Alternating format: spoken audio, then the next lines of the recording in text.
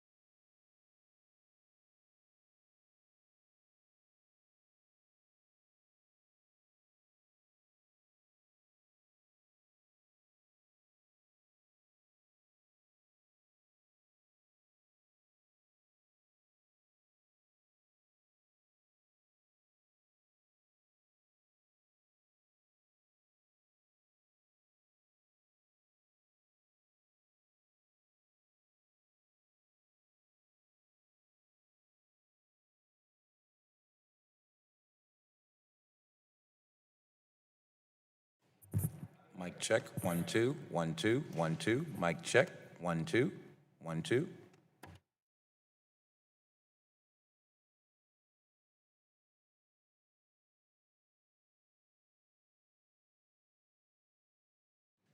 1 2, 1 2, mic check, 1 2.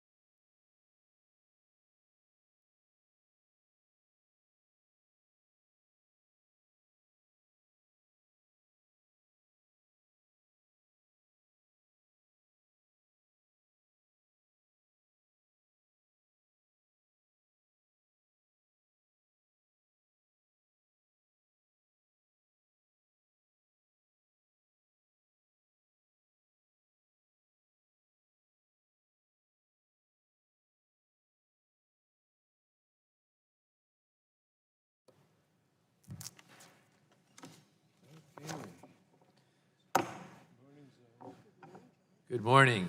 The Judiciary Committee will come to order, and without objection, the chair is authorized to declare recesses of the committee at any time.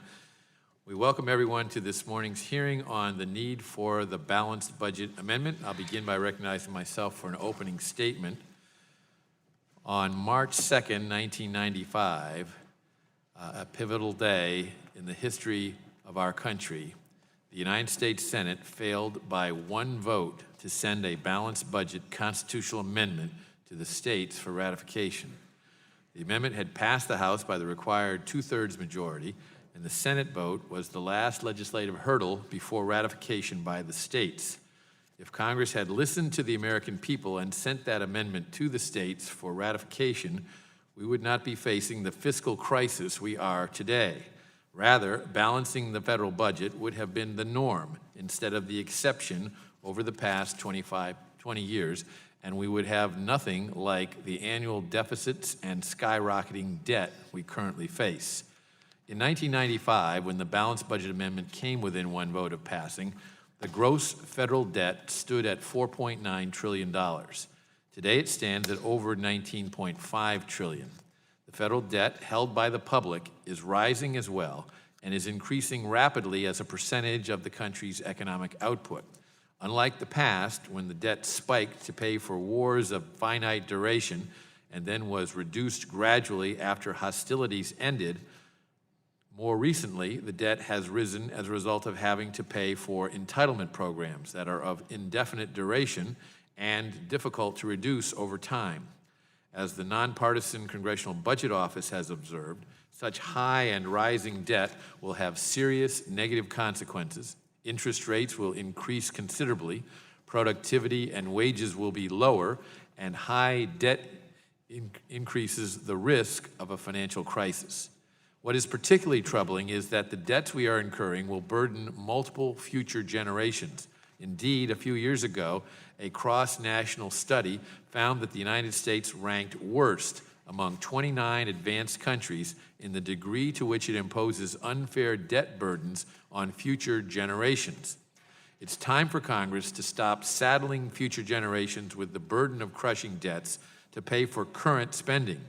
We should not pass on to our children and grandchildren the bleak fiscal future that our unsustainable spending is creating. The only way to ensure that Congress acts with fiscal restraint over the long term is to pass a balanced budget amendment. Experience has proven time and again that Congress cannot, for any significant length of time, rein in excessive spending. Annual deficits and the resulting debt continue to grow due to political pressures that the Constitution's structure no longer serves to restrain. In order for Congress to be able to consistently make the tough decisions necessary to sustain fiscal responsibility, Congress must have the external pressure of a balanced budget requirement to force it to do so. The framers of the Constitution were familiar with the need for constitutional restrictions on deficit spending. When the Constitution was ratified, it was the states that had exhibited out-of-control fiscal mismanagement by issuing bills of credit to effectively print money to pay for projects and service debt. As a result of that lack of fiscal discipline, Article 1, Section 10 of the Constitution specifically deprives states of the power to issue bills of credit. Over 200 years later, it is the federal government that has proven its inability to adopt sound fiscal policies, and thus it is now time to adopt a constitutional restraint on federal fiscal management. Several versions of the balanced budget amendment have been introduced this Congress, including two I introduced this Congress, as I have every Congress for the last decade. H.J. Res. 2 is nearly identical to text that passed the House in 1995 and failed in the Senate by one vote. It requires that total annual outlays not exceed total annual receipts. It also requires a true majority of each chamber to pass tax increases and a 3/5 majority to raise the debt limit. H.J. Res. 1, which I also introduced, goes further. In addition to the provisions of H.J. Res. 2, it requires a 3/5 majority to raise taxes and imposes an annual cap on federal spending. While my preference is to pass the stronger version of the balanced budget amendment, the 2/3 majority requirement for passing a constitutional amendment demands that we achieve bipartisan support for any approach. Our extraordinary fiscal crisis demands an extraordinary solution. We must rise above partisanship and join together to send a balanced budget amendment to the states for ratification.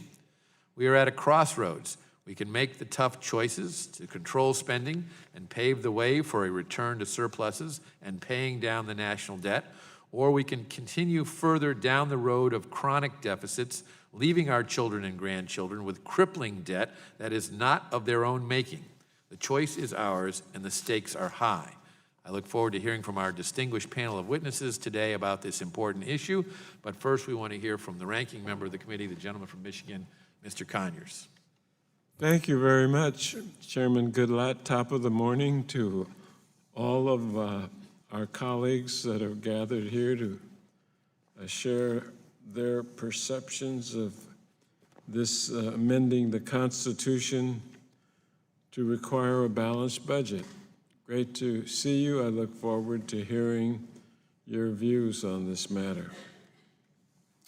For me personally, I've long been reluctant to amend the Constitution to require a balanced budget because such an amendment could have a devastating consequence for millions of Americans.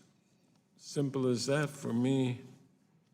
Most importantly, such an amendment would gut our most important social safety net programs like Social Security and Medicare that are funded by trust funds. So I know you're going to help me see things maybe a little bit differently, and I look forward to your interpretations. Therefore, critical programs such as Social Security, Medicare, and military and civil service pensions, all which depend on drawing upon savings accumulated in trust funds, would be prevented from paying current and future benefits. Way back in the 104th Congress, the Republican chairman of this committee, I remember him well, Henry Hyde, recognized that Congress would not be able to balance the budget without using retiree funds in the Social Security Trust Fund. Here's how he explained it. If you exclude receipts from the revenue that are received by the Social Security system from computing the total revenues of the government, if you take it out of the equation, and then the cuts that are necessary to reach a balanced budget become draconian. They become 22 to 30%. And you know that we cannot and will not cut programs that we want to subsist and continue by 22 to 30%. You have to compute Social Security receipts in determining the income of this government so that the cuts you make to balance the budget are livable and not impossible. That's our former colleague and chairman, Henry Hyde. I think he was right then, and I think there is much truth in his statement that makes it correct now. A balanced budget amendment could be used to loot our nation's savings, funded by money taken out of every American's paycheck, to pay for other things and to balance the budget instead of being used to pay the benefits that Americans have earned. It would, in effect, breach the trust embodied by the Social Security Trust Fund. Additionally, a balanced budget amendment would undermine the federal government's ability to respond to a national crisis. Although most amendment proposals contain some sort of emergency exception to the prohibition of deficit spending. They nevertheless also require a supermajority vote in both houses of Congress to override the balanced budget mandate. As a result, Congress may be unable to act in time to respond to a crisis like a war or a hurricane, a flood, or a plain old-fashioned financial meltdown. Finally, a balanced budget amendment would force the federal courts to determine inherently political issues, upending the principle of separation of powers and generating massive litigation. As the late judge and conservative constitutional scholar Robert Bork explained, scores of hundreds of suits might be filed in federal district courts around the country. The confusion, not to mention the burden on the court system, would be enormous. Nothing would be settled. Moreover, until one or more of such actions finally reach the Supreme Court,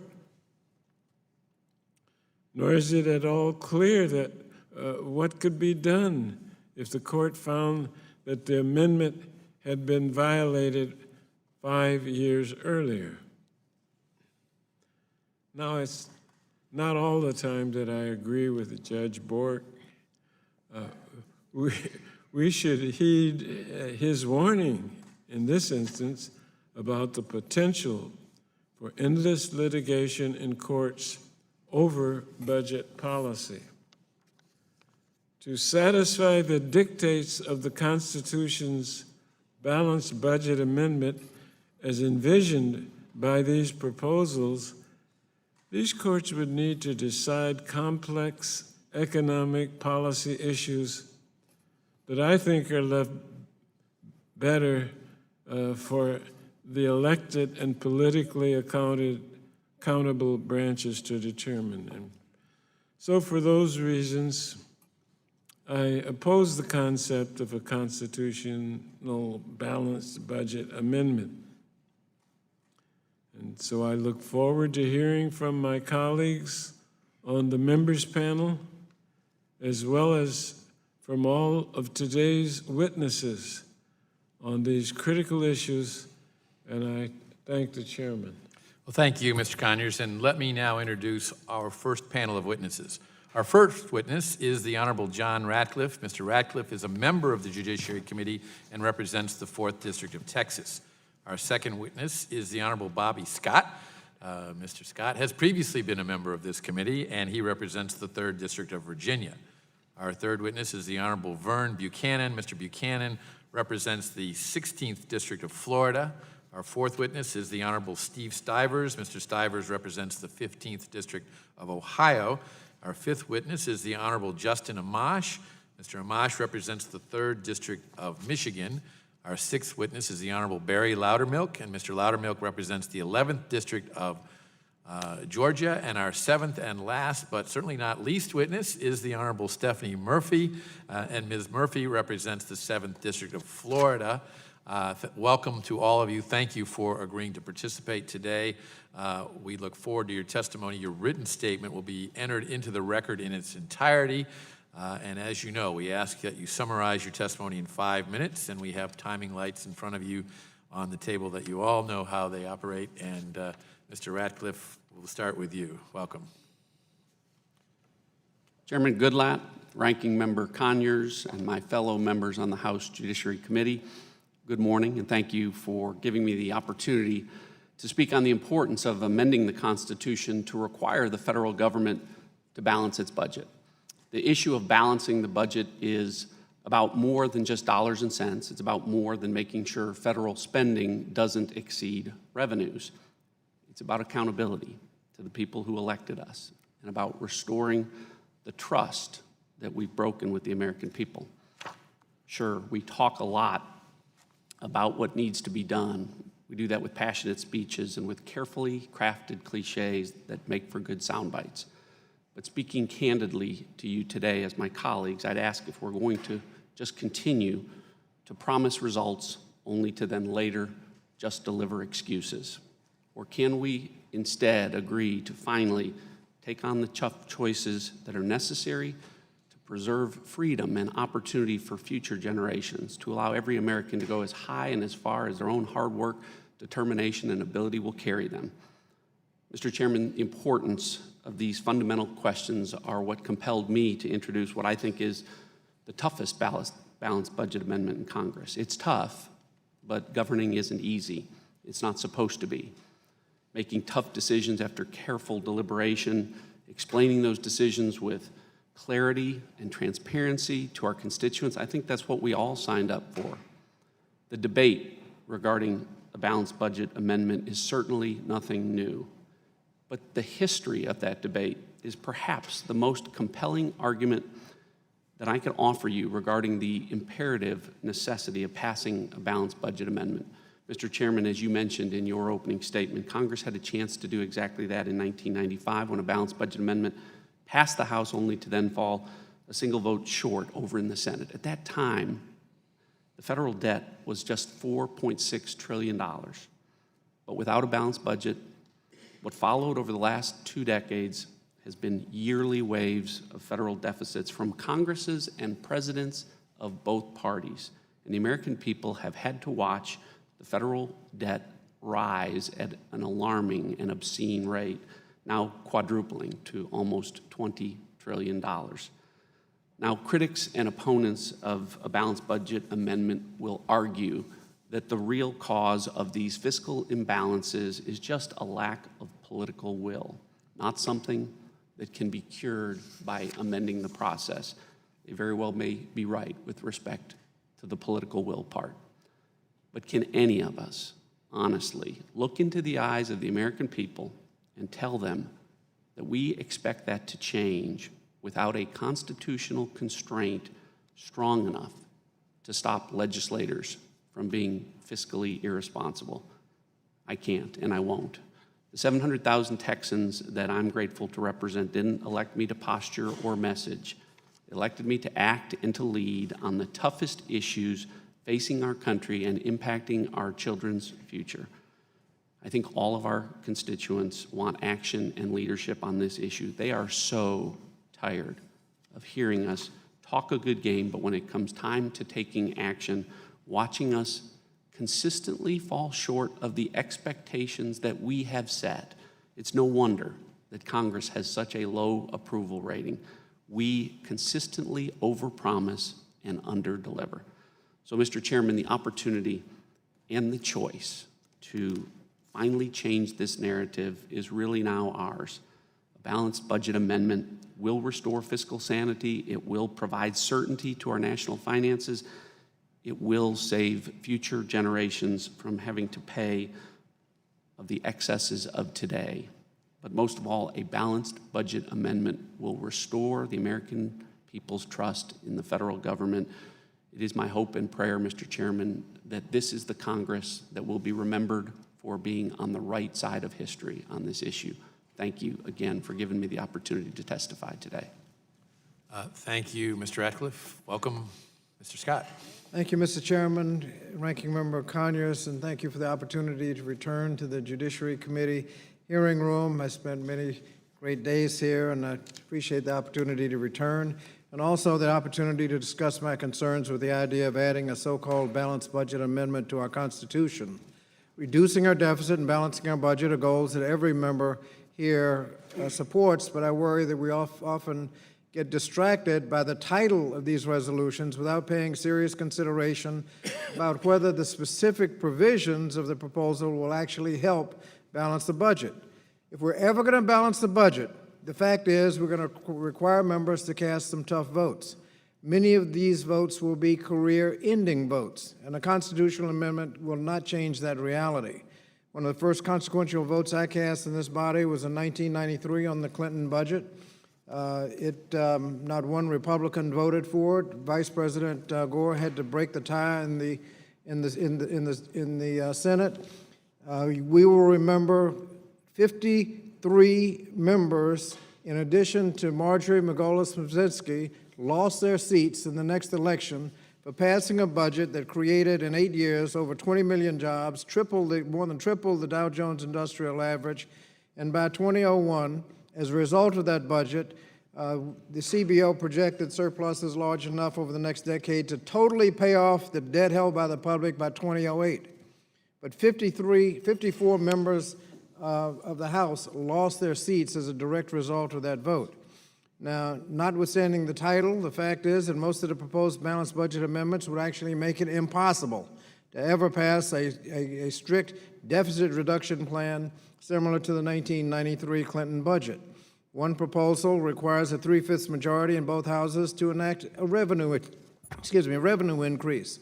Sometimes revenue increases or tax increases are necessary to reduce the deficit, but a supermajority will make such necessary revenue increases more difficult and obviously more difficult to balance the budget. Now, there may be policy reasons that you want to avoid tax increases, but suggesting that that would help balance the budget is just simply absurd. Now, no tough budget gets 3/5 of a vote. If you look back over the years, over the last decade of fiscally responsible budgets, we haven't had many of them. None of them get close to 3/5. But let me tell you what can get 3/5 of a vote. The fiscal cliff deal, $3.9 trillion in tax cuts passed. It got 3/5, and incredibly, most of the no votes were no because the tax cuts weren't big enough. The deficit wasn't big enough. Now, the proponents of these amendments say they'll argue that their proposals include a 5-year window from the time of ratification for a glide path to give Congress an opportunity to get its act together so that when the provisions kick in, we'll be close to balance. But there is nothing in any of these proposals that require Congress to make any of this kind of progress. And while passing a balanced budget amendment might give members of Congress the idea that they could prance around like they'd done something, all you've done is just delayed the situation for 5 years. At some point, you're going to have to cast those tough votes. So under almost all of the proposals, a 3/5 vote would be required to pass any credible budget. You're not going to pass a budget, you're not going to balance it overnight. If you have a really severe deficit reduction plan, first year is going to be out of balance. So you need 3/5. Now the question is, does a 3/5 vote make it more likely or less likely that you're going to do something fiscally responsible?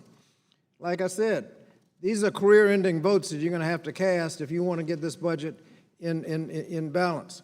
But there is nothing, we talk about constraint, there is nothing in any of these amendments that limits at all the deficit you can run up once you get to 3/5. You get 3/5, no limit at all. You're talking about a Christmas tree and presents for everybody. That's what would happen when you start buying up the votes necessary to get there. Now, the ranking member talked about litigation. There's going to be litigation over, and there's a limit on what you can spend based on a percentage of GDP or economic output. There's going to be litigation over what is the GDP in a given year and what was the output. Another question would be on the share of economic output, which whether or not you want that to happen when there's an economic distress or a national emergency. And another would actually jeopardize spending in a trust fund. If you've collected money one year and want to spend it the next, that might get you out of balance. And what happens to Social Security and Medicare? The 3/5 vote on a debt ceiling would only institutionalize a dysfunctional system that we've got now, and that's a bad. But finally, Mr. Chairman, rather than focus on the title, let's talk about the actual provisions. We had a hearing a couple of years ago when the governor was bragging about his constitutional provisions of a balanced budget. Unfortunately, he had to acknowledge that not one of the proposals, none of the provisions in the proposed constitutional amendment, in his constitutional amendment, were in any of the resolutions. No 3/5 requirement to pass a budget, no 2/3 or 3/5 to raise revenue, no 3/5 to borrow money. He was discussing the title, but not the actual provisions of the bill. We shouldn't be distracted by titles, Mr. Chairman. The so-called balanced budget amendment would actually encumber the route to a balanced budget. And as I said, Mr. Chairman, if you're going to balance the budget, people are going to lose their seats.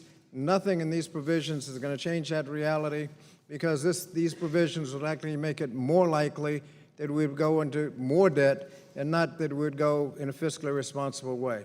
Thank you, Mr. Chairman, and I appreciate the opportunity to be with you today. Thank you, Mr. Scott. Mr. Buchanan, welcome. Well, thank you, Mr. Chairman. Goodlatte, thanks for this opportunity, and Ranking Member Conyers and fellow members. You know, everybody, and I want to first say I want to thank you, Mr. Chairman, for your leadership on this issue. I've been here 10 years, and you've been in the forefront of this. But everybody has a reason why they ran for Congress. I ran 10 years ago, and my biggest issue was I was concerned about deficit spending. At that point, we spent $130 billion was the deficit in that particular year. We've gone from, in 10 years, from $8.6 billion to $20 billion almost in terms of deficit spending. You know, there was a lot to be made about the stimulus of $800 million, and people asked me about that, but, you know, and there was somewhat controversial, but it got done. We've had a $10 trillion stimulus in the last 10 years. Someone asked me, why isn't anybody talking or looking at that? So think about that. There was so much outrage on the $800 million. If you look in the last 10 years, and there's plenty of blame to go around, we've had a $10 trillion stimulus. We've created more debt in the last 10 years since the beginning of our country. So someone says, let's just state the facts. The CBO is saying the next 10 years we're going to add another 10 trillion. So at what point do we not understand that we've got to deal with this? If you look at in terms of balancing the budget in the last 50 or 60 years, we balanced it 5 times. And that was primarily under the Clinton administration. I think it's 5 or 6 times. So just the facts, we are clearly bankrupting our children. Our generation, for some of us in here, might be fine, but for our children and grandchildren, they're going to have a bankrupt situation. I would just say to Mr. Conyers, in terms of, I was born in Detroit, grew up in Detroit area, you know, in Inkster. And Detroit was one of the most prosperous cities in America. It was the 4th largest, and it went bankrupt. So it can happen. So I would just also just mention that when we look at the debt in terms of the interest, historically, it's 4 to 5%. 4 to 5% on 20 trillion, you're good in math, is $1 trillion a year. We only take in 3.3 trillion. So at what point, if the interest rates get there, now fortunately, the feds can't raise the interest rate. But I can tell you, seniors in my area in Florida, all over Florida, that we're counting on their retirement in terms of CDs, in terms of bond portfolio they might have, they're getting 1 or less percent. They're eating into their principal. So we're hurting a lot of our seniors because the feds can't really raise the rate. They can raise it. If they raise it 1 point, it's $200 billion. That's the fact. And we're talking about looking at interest rates down the road. You're talking about $800 billion in the next 10 years per year. So the fact that we don't deal with this is a big issue. The other thing I would just tell you, after October 08, 49 out of 50 governors have a balanced budget amendment. Florida had to make those tough choices. They cut the budget for the next 3 or 4 years. And people complained a little bit, and then we got back on track because we're one of the top-rated states now in the country. But it's a big issue. We can't continue to ignore it. I think also, as I mentioned a little bit earlier today, my bill, in terms of a balanced budget amendment, and first week I was here in Congress, I introduced a balanced budget amendment, and I've done it every year. We can talk about a lot of these other issues, but the biggest issue I think that all of us have to come to the realization with is what are we going to do about outlandish spending? Because at some point, it's not a matter if, it's a matter of when it ends badly. There's no question about it. I've been a business guy for a lot of years. Leverage makes some sense in the right scenario as long as things are going up, but at some point it ends badly. And if we thought October 2008 was bad, we're going to have the same impact, but maybe a much bigger collapse. And to me, that's just completely unacceptable. So we're going to leave this country in a bankrupt state for our children and grandchildren. We need a constitutional balance of budget now. It should be the most important thing we're talking about. We've got a lot of good ideas up here. We need to find a way we can all come together. We all have a different amendment and get this in place, because I have no confidence in the Congress, Democrats and Republicans, of doing anything on this issue short of a constitutional balanced budget amendment, and we need to act now. Thank you for the opportunity. Thank you, Mr. Buchanan. Mr. Stivers, welcome.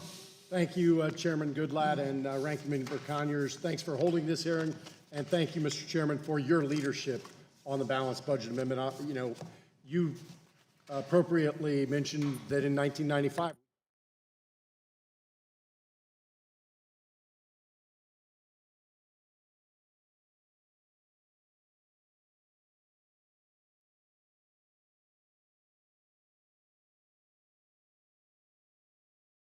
great folks today that have worked so hard to try to put forward a movement toward a balanced budget is, their belief and my belief that if we spend more than we bring in over time, the system will collapse.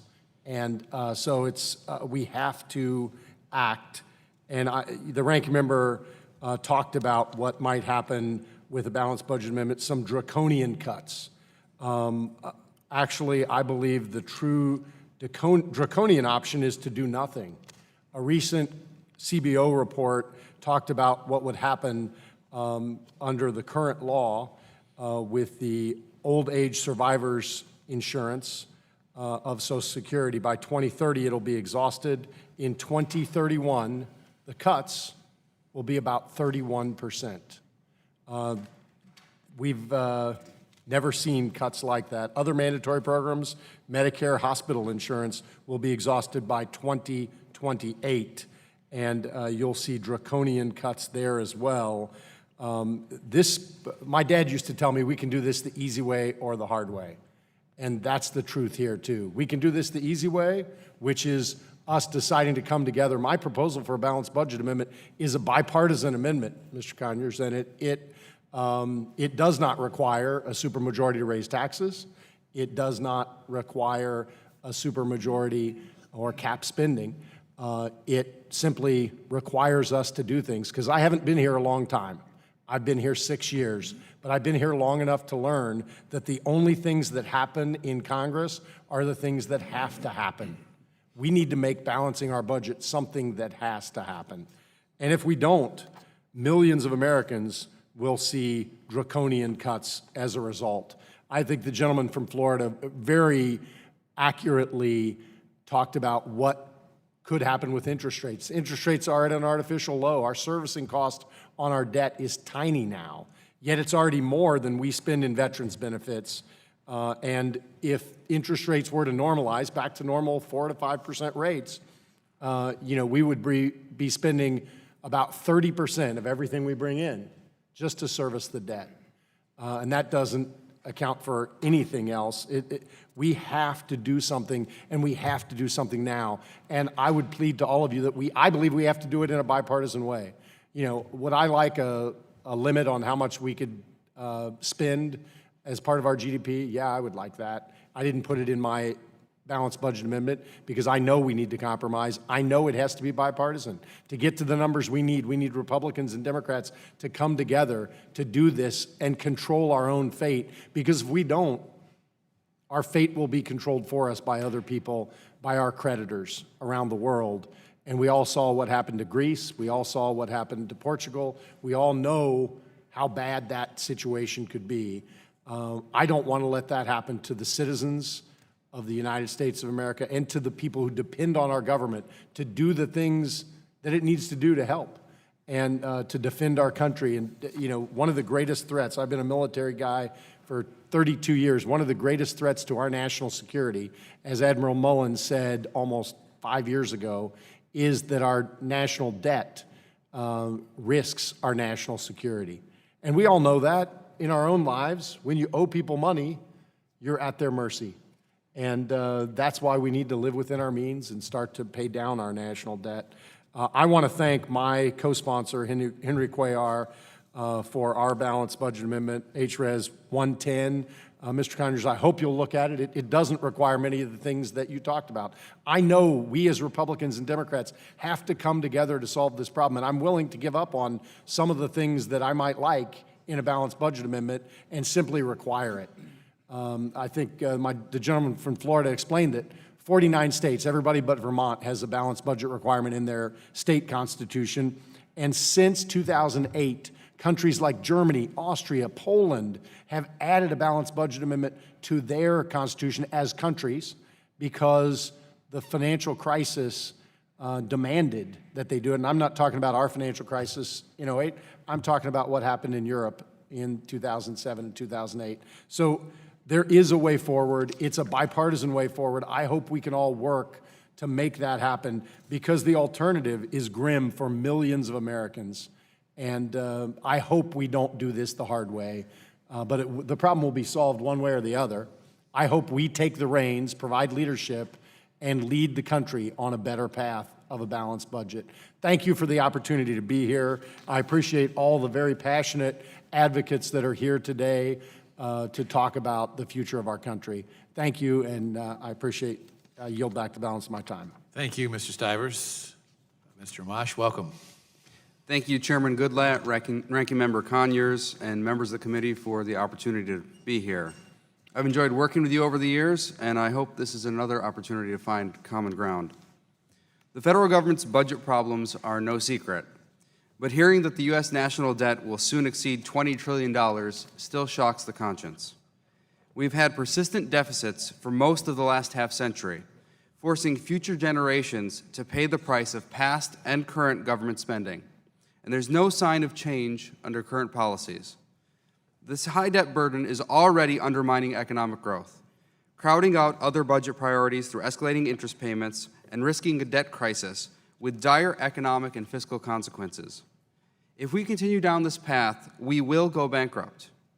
We all recognize the need for change, but we're faced with the difficulty of prioritizing responsibly without knowing that our work will ultimately pay off. For while this majority may be willing to work to build consensus, forge compromises, and take tough votes, we can have no assurance that future majorities will follow suit. That's why I support a well-crafted balanced budget amendment.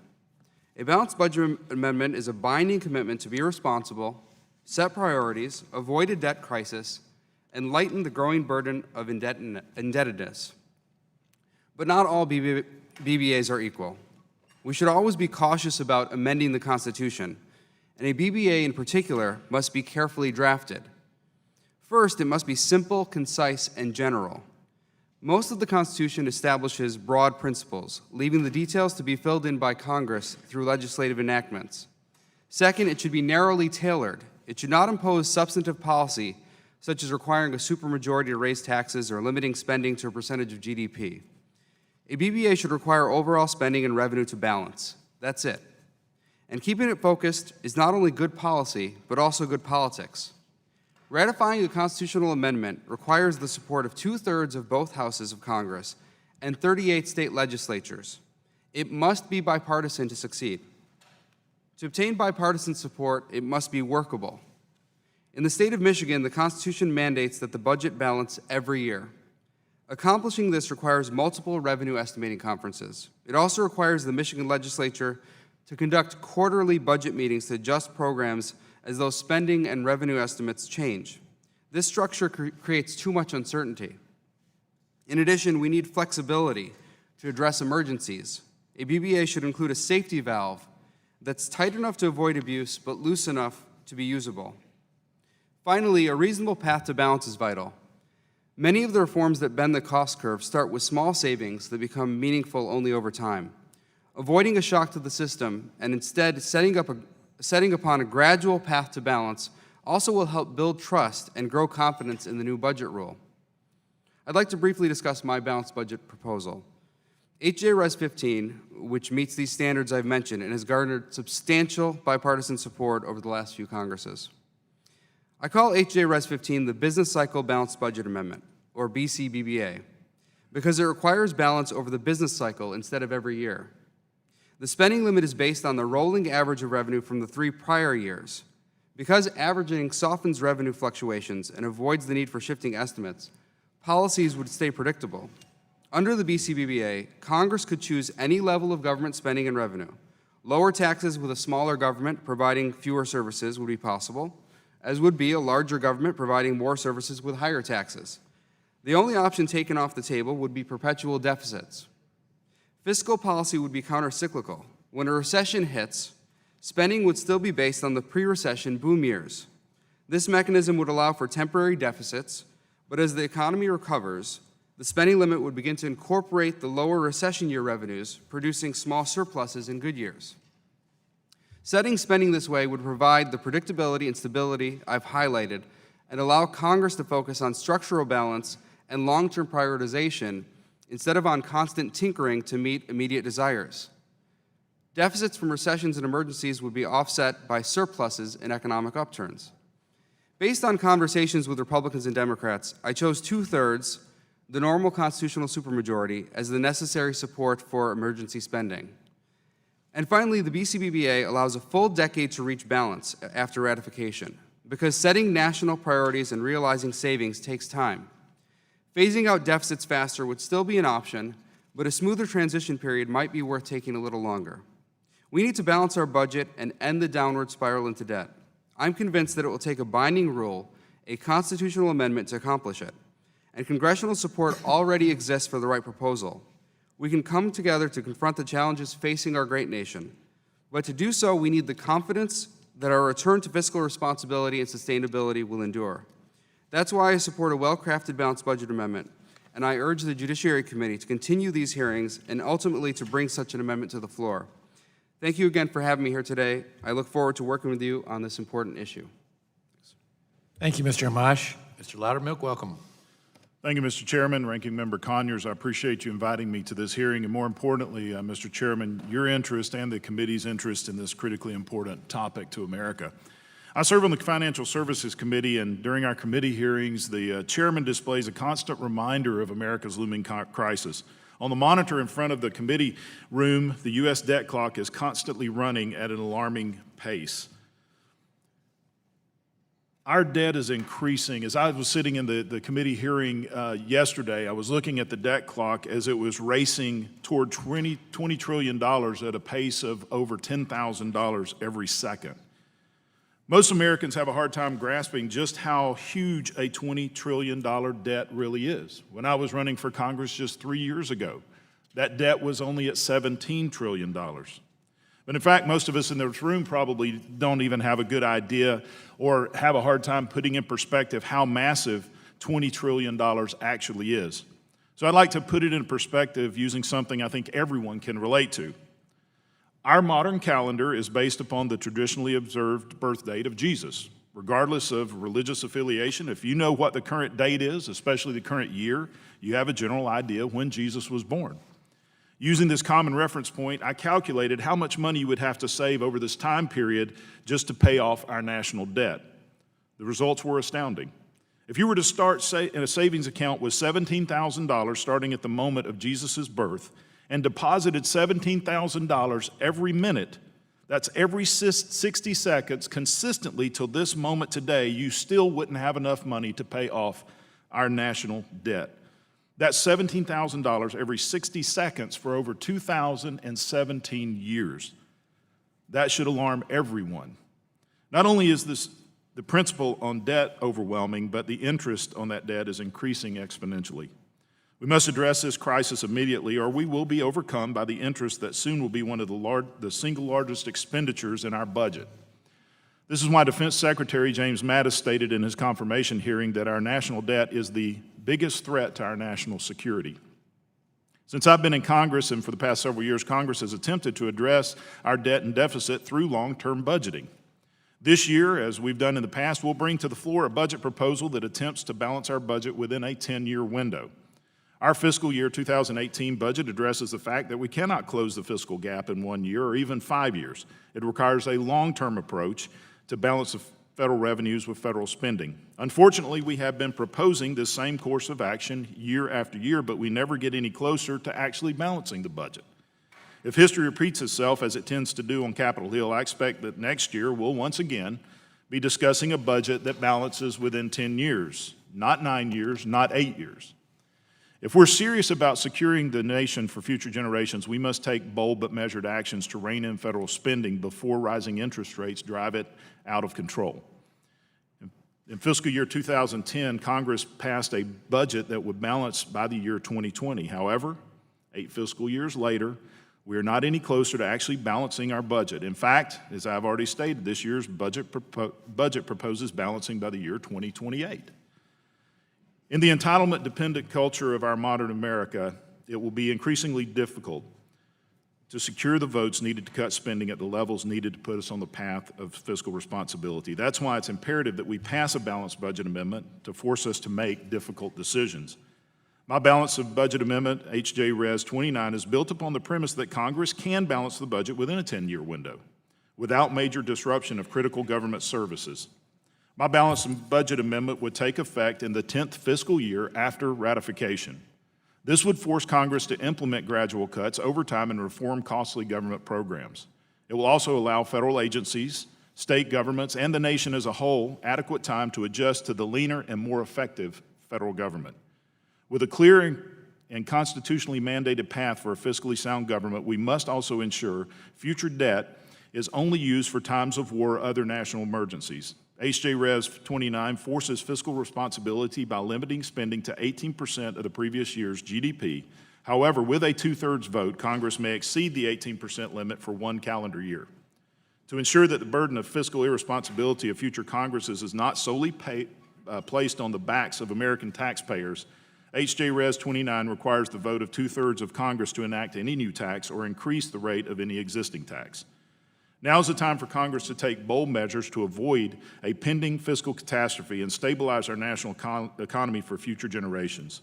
Prior to the financial crisis, our national debt was approximately 60% of GDP. Today, our debt has grown to over 104% of GDP. We must put ourselves on a path forward, but a sustainable path to fiscal solvency. H.J. Res. 29 uses a proven concept that Congress can balance the federal budget in 10 years and then forces us to follow through with that plan. Mr. Chairman, doing what is right isn't easy and it's often not popular, but it's always right. Again, I thank you for giving me time to present this bill at the committee, and I appreciate your interest. Thank you, Mr. Loudermilk. Ms. Murphy, welcome. Chairman Goodlatte, Ranking Member Conyers, and members of the Judiciary Committee, thank you for inviting me to testify. Last month, I introduced a balanced budget amendment, which has been endorsed by the Blue Dog Coalition. Like other BBAs, my bill generally prohibits the federal government from spending more than it receives in a fiscal year. The prohibition would take effect 5 years after ratification to allow for a smooth transition period. Unlike some other BBAs, my bill does not dictate how federal policymakers should bring receipts and outlays into balance. Lawmakers in both parties must take a long look at both the revenue and the spending side of the ledger. In terms of spending, policymakers should scrutinize both domestic and defense spending, both discretionary and mandatory spending. There's no way to achieve budget balance unless the problem is examined in a holistic manner. My bill does, however, contain provisions to protect Social Security and Medicare benefits that seniors have earned through a lifetime of hard work. We simply cannot break these promises to the American people. Moreover, unlike some other BBAs, my bill recognizes that there are times when running a deficit is necessary or sensible, like when we're engaged in military conflict or mired in an economic slump. Therefore, the bill authorizes an exception to the balanced budget requirement when Congress declares war, when GDP does not grow for 2 consecutive quarters, or when unemployment exceeds 7% for 2 straight months. Additionally, a supermajority of the House and Senate may vote to authorize outlays to exceed receipts. In short, the goal is not to make annual deficits impossible. Instead, the objective is to make it harder for policymakers to sacrifice the long-term stability of our economy or to compromise our children's future for the sake of short-term gain. If the federal government is going to spend more than it receives, that decision should be taken in a deliberate and bipartisan fashion, and not merely because it's politically expedient.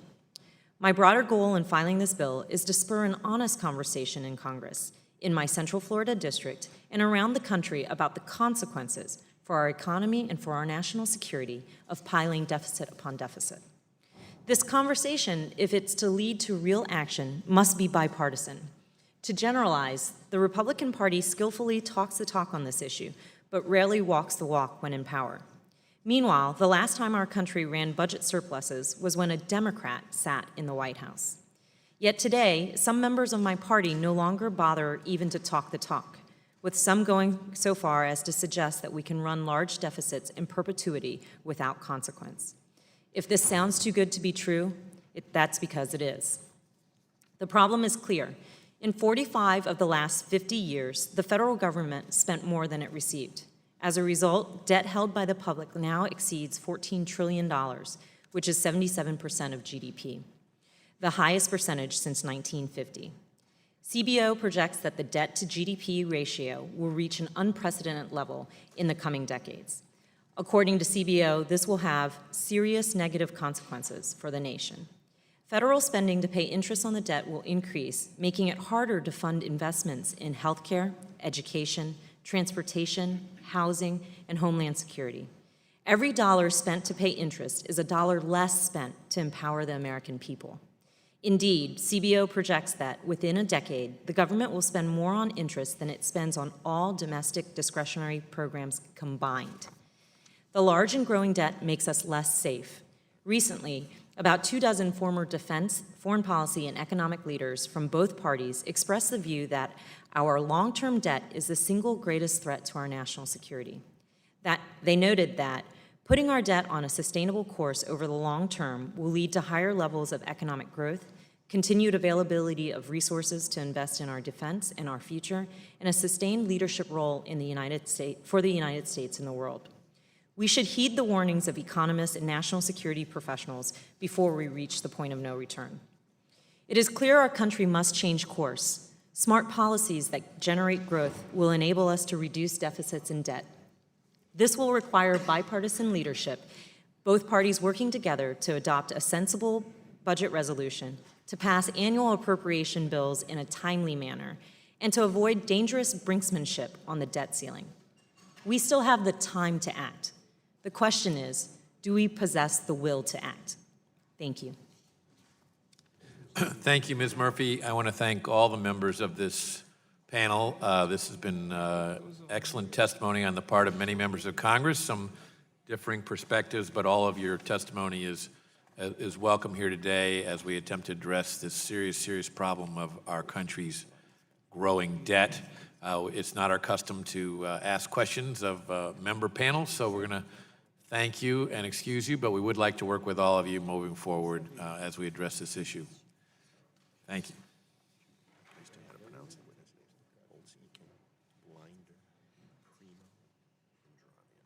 Okay, very good.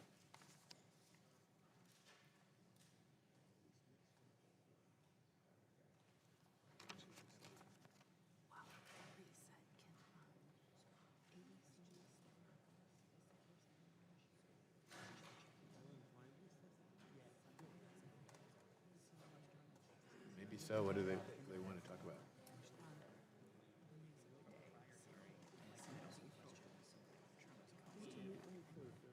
I think we should do it. What do you think? I think as long as I'm going to be here. Greetings, dear. really careful Good to see you. what you say. I think so. As long as you're Okay. prepared for the minefield. Yeah, well, why don't you talk to Shelley and Brandon and Randy and give.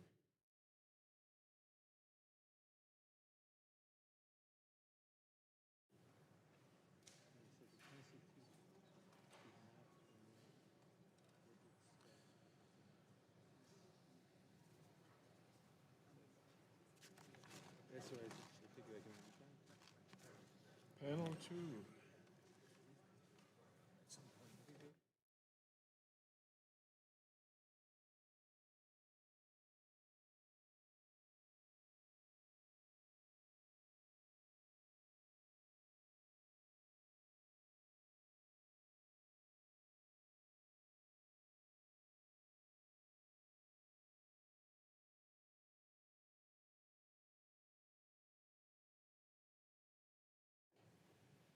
We welcome our distinguished second panel of witnesses, and if you would all please rise, I'll begin by swearing you in.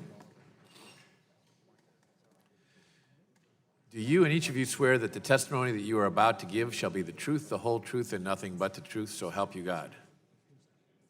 Thank you. Let the record reflect that all the witnesses answered in the affirmative. I'll now introduce our second panel. Our first witness is Douglas Holtz-Eakin. Mr. Holtz-Eakin is the president of the American Action Forum. Our second witness is Professor Alan Blinder. Mr. Blinder is an economics and public affairs professor from Princeton University. Our third witness is Professor David Primo. Mr. Primo is a political science and business administration professor from the University of Rochester. And our fourth and final witness is Mr. Nick Dranius. Mr. Dranius is the president and executive director of the Compact for a Balanced Budget. Welcome to all of you. We, as you noted from our earlier panel, your entire written statement will be entered into the record, and we ask that you summarize your testimony in 5 minutes, and we have a timing light in front of you on the table. When the light turns to yellow, you have 1 minute to conclude your testimony. When it turns red, we wish you to sum up quickly. Mr. Holtz-Eakin, welcome back to this committee. You've been here a number of times before. Chairman Goodlatte, Ranking Member Conyers, and members of the Judiciary Committee, thank you for the privilege of being here today. Let me briefly make 4 points, and then I look forward to answering your questions. First, the U.S. has a large and growing deficit and debt problem. Second, left unchecked, the consequences of that will range from bad to disastrous. Third, traditional approaches to dealing with deficits and rising debt have failed, and as a result, it would be wise for Congress to consider adopting a fiscal rule, and the balanced budget amendment is a particularly desirable example of such a fiscal rule. Let me elaborate. I won't belabor the numbers. Each year, the Congressional Budget Office puts out the long-term budget outlook. It shows a sustained divergence between projected spending and projected revenues, rising debt relative to GDP and in the absolute, and an increasing fraction of the budget consumed by interest payments. This outlook has been essentially unchanged since I ran the CBO in 2003. All that has differed is we've changed the dates on the lower axis. It's exactly the same picture. The consequences of this are significant. It's bad that interest increasingly consumes larger fractions of the budget. In the next 10 years, interest is projected to rise to be the second largest program of the federal government, larger than everything but Social Security. Worse, that sustained high deficit and debt is crowding out productive investments in the private sector, hurting the growth of productivity and the rise in the standard of living. And indeed, there's evidence that the U.S. has entered the zone of debt relative to GDP that comes with a growth penalty, and we may be experiencing slower, persistent growth as a result. And then in the disaster scenario, left unchecked, the U.S. will inevitably go into a sovereign debt crisis. The debt spiral is unsustainable, and it will rise. If that happens, households in America will experience a sharp rise in interest rates. Their personal finances will end up in disarray. If we saw a 1,000 basis point rise in interest rates overnight, say Treasuries going from 3 to 13, you'd see the cost of a $250,000 mortgage jump from about $1,200 a month to almost $3,000 a month. A $20,000 car loan, the servicing of that would rise from about $440 a month to $540 a month. And that's just the beginning, because inevitably, the members of Congress would have to respond to that crisis by sharp increases in taxes and sharp cuts in annual appropriations for spending in order to satisfy credit markets, and the repercussions will be even more severe than the initial impacts. We've seen over time a variety of efforts by the Congress to deal with budgetary problems, whether they are pay-go rules or most recently the Budget Control Act. They share the characteristic that it is too easy for Congress to renege, and inevitably Congress has reneged on those attempts to constrain itself, and that has led me to conclude that the only way for this to get solved is to impose a fiscal rule that governs the Congress that it cannot easily circumvent. Other countries have tried such fiscal rules. There's some examples in my testimony of the Netherlands and in Sweden imposing constitutional-like rules to govern their Congress. This appears to be the mechanism necessary to get the U.S. to avoid the disastrous consequences of the trajectory that we are on. And so it seems to me that one should consider the fiscal rule. Now, there are a variety of potential options, one of which might be a debt to GDP target or something like that, but I think the balanced budget amendment is a particularly desirable rule because it's simple and transparent. People have to understand the rule in order to politically support it. I don't think they'll support a complicated debt to GDP kind of formulation. There's a direct link between the actions of the Congress and the outcome of the rule. You can raise taxes, raise spending, lower spending, balance the budget, and those linkages are important. And there are ways that you can deal with emergencies, and most balanced budget amendments come with contingencies to deal with wartime or other emergencies. And lastly, I think the concern over sharp, abrupt balancing of what is clearly an unsustainable budget outlook is overstated. If you were to pass out of the Congress a balanced budget amendment, it would take years for the states to ratify it. Those years would provide a trajectory, a glide path to balance, and I think the adjustment would be a lot smoother than most people fear. And so I appreciate the chance to be here to talk about the economics of this approach today, and I look forward to your questions. Thank you, Mr. Holtz-Eakin. Professor Blinder, welcome. Thank you, Mr. Chairman, Ranking Member Conyers, and members of the committee for this opportunity to testify here today on why, in my view, we should not enact a balanced budget amendment to the U.S. Constitution. There are so many reasons that I can't touch on all of them in 5 minutes, so I'll just make 5 points very quickly. Doug had 4. I was his teacher once, so I'll get 5. First, a balanced budget is the wrong long-term goal for a growing economy, which I haven't heard mentioned before. If the U.S. economy didn't grow from year to year, then balancing the budget might be a sensible long-term goal for this Congress. But every year there are more Americans and higher GDP per capita. So as a matter of pure logic, the analogy to a balanced budget for an economy that's growing is for the debt to grow at the same rate as nominal GDP, which is what Doug just mentioned. These days, by the way, that would mean a deficit in the range of 3% of GDP. Second, balancing the budget every year would put fiscal policy in a straitjacket that would, among other things, deepen recessions. As you know, the budget naturally moves in the direction of deficit whenever the economy sags because receipts decline and expenditures rise. These automatic stabilizers, as they're called, make recessions milder by boosting spending when the economy is weak. And by the way, it's private spending that gets boosted. To force the budget to remain balanced during a recession, Congress would have to either raise taxes or reduce spending, as has been mentioned already today. That would siphon off demand just at the time when the government should be putting demand back in to shorten the recession. So versions that, for example, balance the budget over the cycle, as I just heard one of the congressmen previously, are much, much better than versions that balance it every year. Third, there are, and here's where I think I differ from Doug, I know I differ, there are better ways to impose fiscal discipline than a balanced budget amendment. One real-world example is very familiar to members of this committee and to every member of Congress and was just mentioned. That was the pay-as-you-go requirement that began under the first President Bush, and I think it was the 1990 budget agreement. That was a smart innovation that subsequently helped President Clinton balance the budget by fiscal year 1997, and then to produce a string of surpluses following that.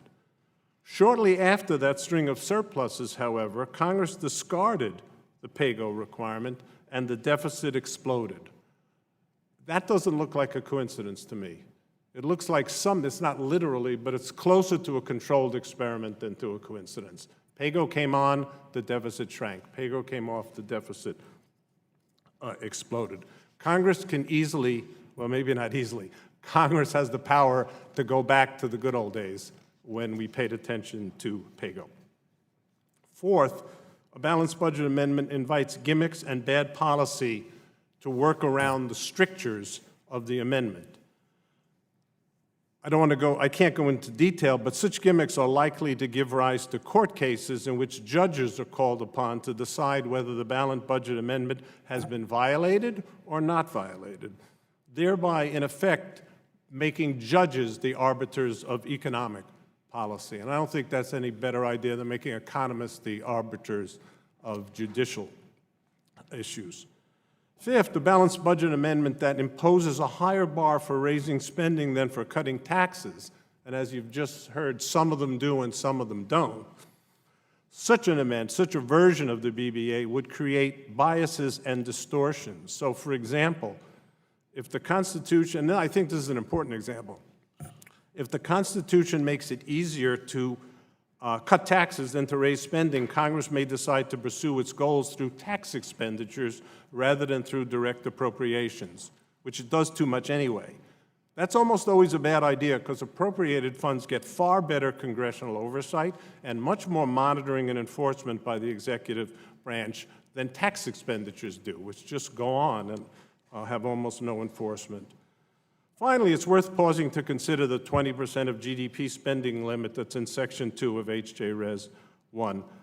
We've crossed that line many times in the past, in fact, in 26 of the last 40 fiscal years, including all 8 Reagan years. But we typically haven't passed it by much. The average over that period was 20.5%.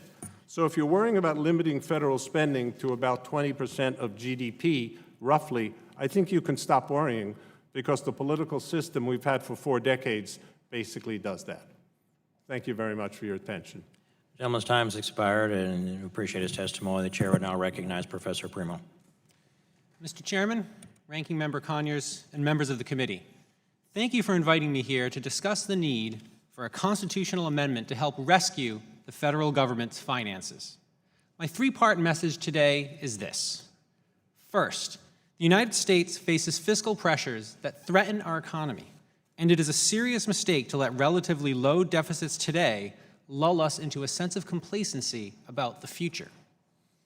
Second, the short-run focus in politics, combined with Congress's institutional prerogatives, make it difficult for legislators to implement durable reforms to address these fiscal threats. Third, a constitutional amendment, if well-designed, will provide the foundation for Congress to enact credible and sustainable fiscal policies. So first, do we even have a debt and deficit problem still? One Washington Observer commented recently, quote, "Anxiety about the federal deficit seems to be fading everywhere, in Congress, among voters, and on the 2016 campaign trail," end quote. Well, today's deficits may seem manageable, but within a decade they will again exceed $1 trillion if we continue on our current trajectory. These deficits will be piled on top of a national debt that has more than doubled in the past decade, and it's only going to get worse. The debt is projected to hit 150% of GDP by 2047 and an unimaginable 250% of the nation's economic output by 2091. The current path is simply unsustainable and threatens the well-being of Americans, especially those in future generations who will bear the brunt of the economic pain and lower economic growth caused by our inaction today. While analysts disagree about how much debt is too much debt for the health of the economy, researchers at the International Monetary Fund have found that a nation is especially vulnerable when its debt grows faster than its economy. That's us. That's this country if we do not take action. So it's clear that to get on a stable fiscal path and stay there, Congress needs to act quickly and credibly. So why hasn't it? And this takes me to my second point. Congress is its own worst enemy when it comes to long-term fiscal management. Congressional reelection motivations make it tempting for lawmakers to leave difficult decisions about programs like Medicare for tomorrow. But waiting until there is the political will to act typically means waiting until a crisis occurs. Now, even if these political hurdles are overcome, Congress faces still another obstacle, specifically Article 1, Section 5 of the Constitution, which reads in part, "Each House may determine the rules of its proceedings." This single line constitutes a major obstacle for legislators attempting to enforce budget rules. More generally, Congress, unlike a corporation, cannot write a contract that binds future members. This is true both with respect to substantive reforms, such as changes to entitlements, and process reforms, such as changes to budget rules. As we saw with budget reforms like PAYGO, what Congress does today, a future Congress can undo tomorrow. And my third and final point proposes a solution to this quandary, a well-designed constitutional amendment that places permanent, truly enforceable limits on Congress's ability to tax and spend. Such an amendment will create an environment under which the question for members is no longer whether to fix the nation's fiscal problems, but rather how to do so. Now, the promise of a constitutional amendment as an enforcement mechanism binding Congress lies in its durability, but this durability is also a peril. Bad rules can be locked in just as easily as good rules can be. And that's why we must pay careful attention to rule design. For instance, the amendment should account for economic ups and downs by setting spending targets or limits based on a multi-year period or long-term economic performance. The amendment should be flexible enough to account for major disruptions like war, and at the same time should be precise enough to avoid end runs around its provisions. Concerns about U.S. Supreme Court involvement in enforcing the amendment can be addressed by limiting remedies and clarifying which parties have standing. The one thing we don't want to do is reject the entire enterprise of constitutional budget rules, as some skeptics do, based on critiques of specific proposals. In closing, amending the U.S. Constitution is a serious step for the country and one fraught with political and procedural challenges. But we are much less likely to achieve credible, sustainable budget changes otherwise. While successes in budgeting do occur on occasion, these successes have typically been short-lived. A well-designed constitutional budget rule will make agreements durable, reduce political uncertainty, and ensure that future generations are protected from a fiscal crisis. Thank you again for inviting me to testify. I welcome your questions. The gentleman's time is concluded precisely with the conclusion of his testimony. Excellent. The chair would now recognize Mr. Dranius.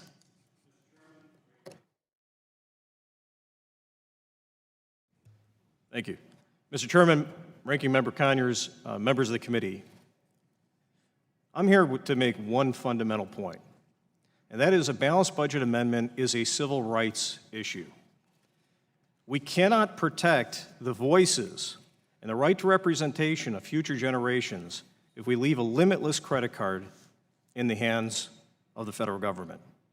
The federal government is a radical outlier in that it has no limit whatsoever constitutionally on its credit card, on its borrowing capacity.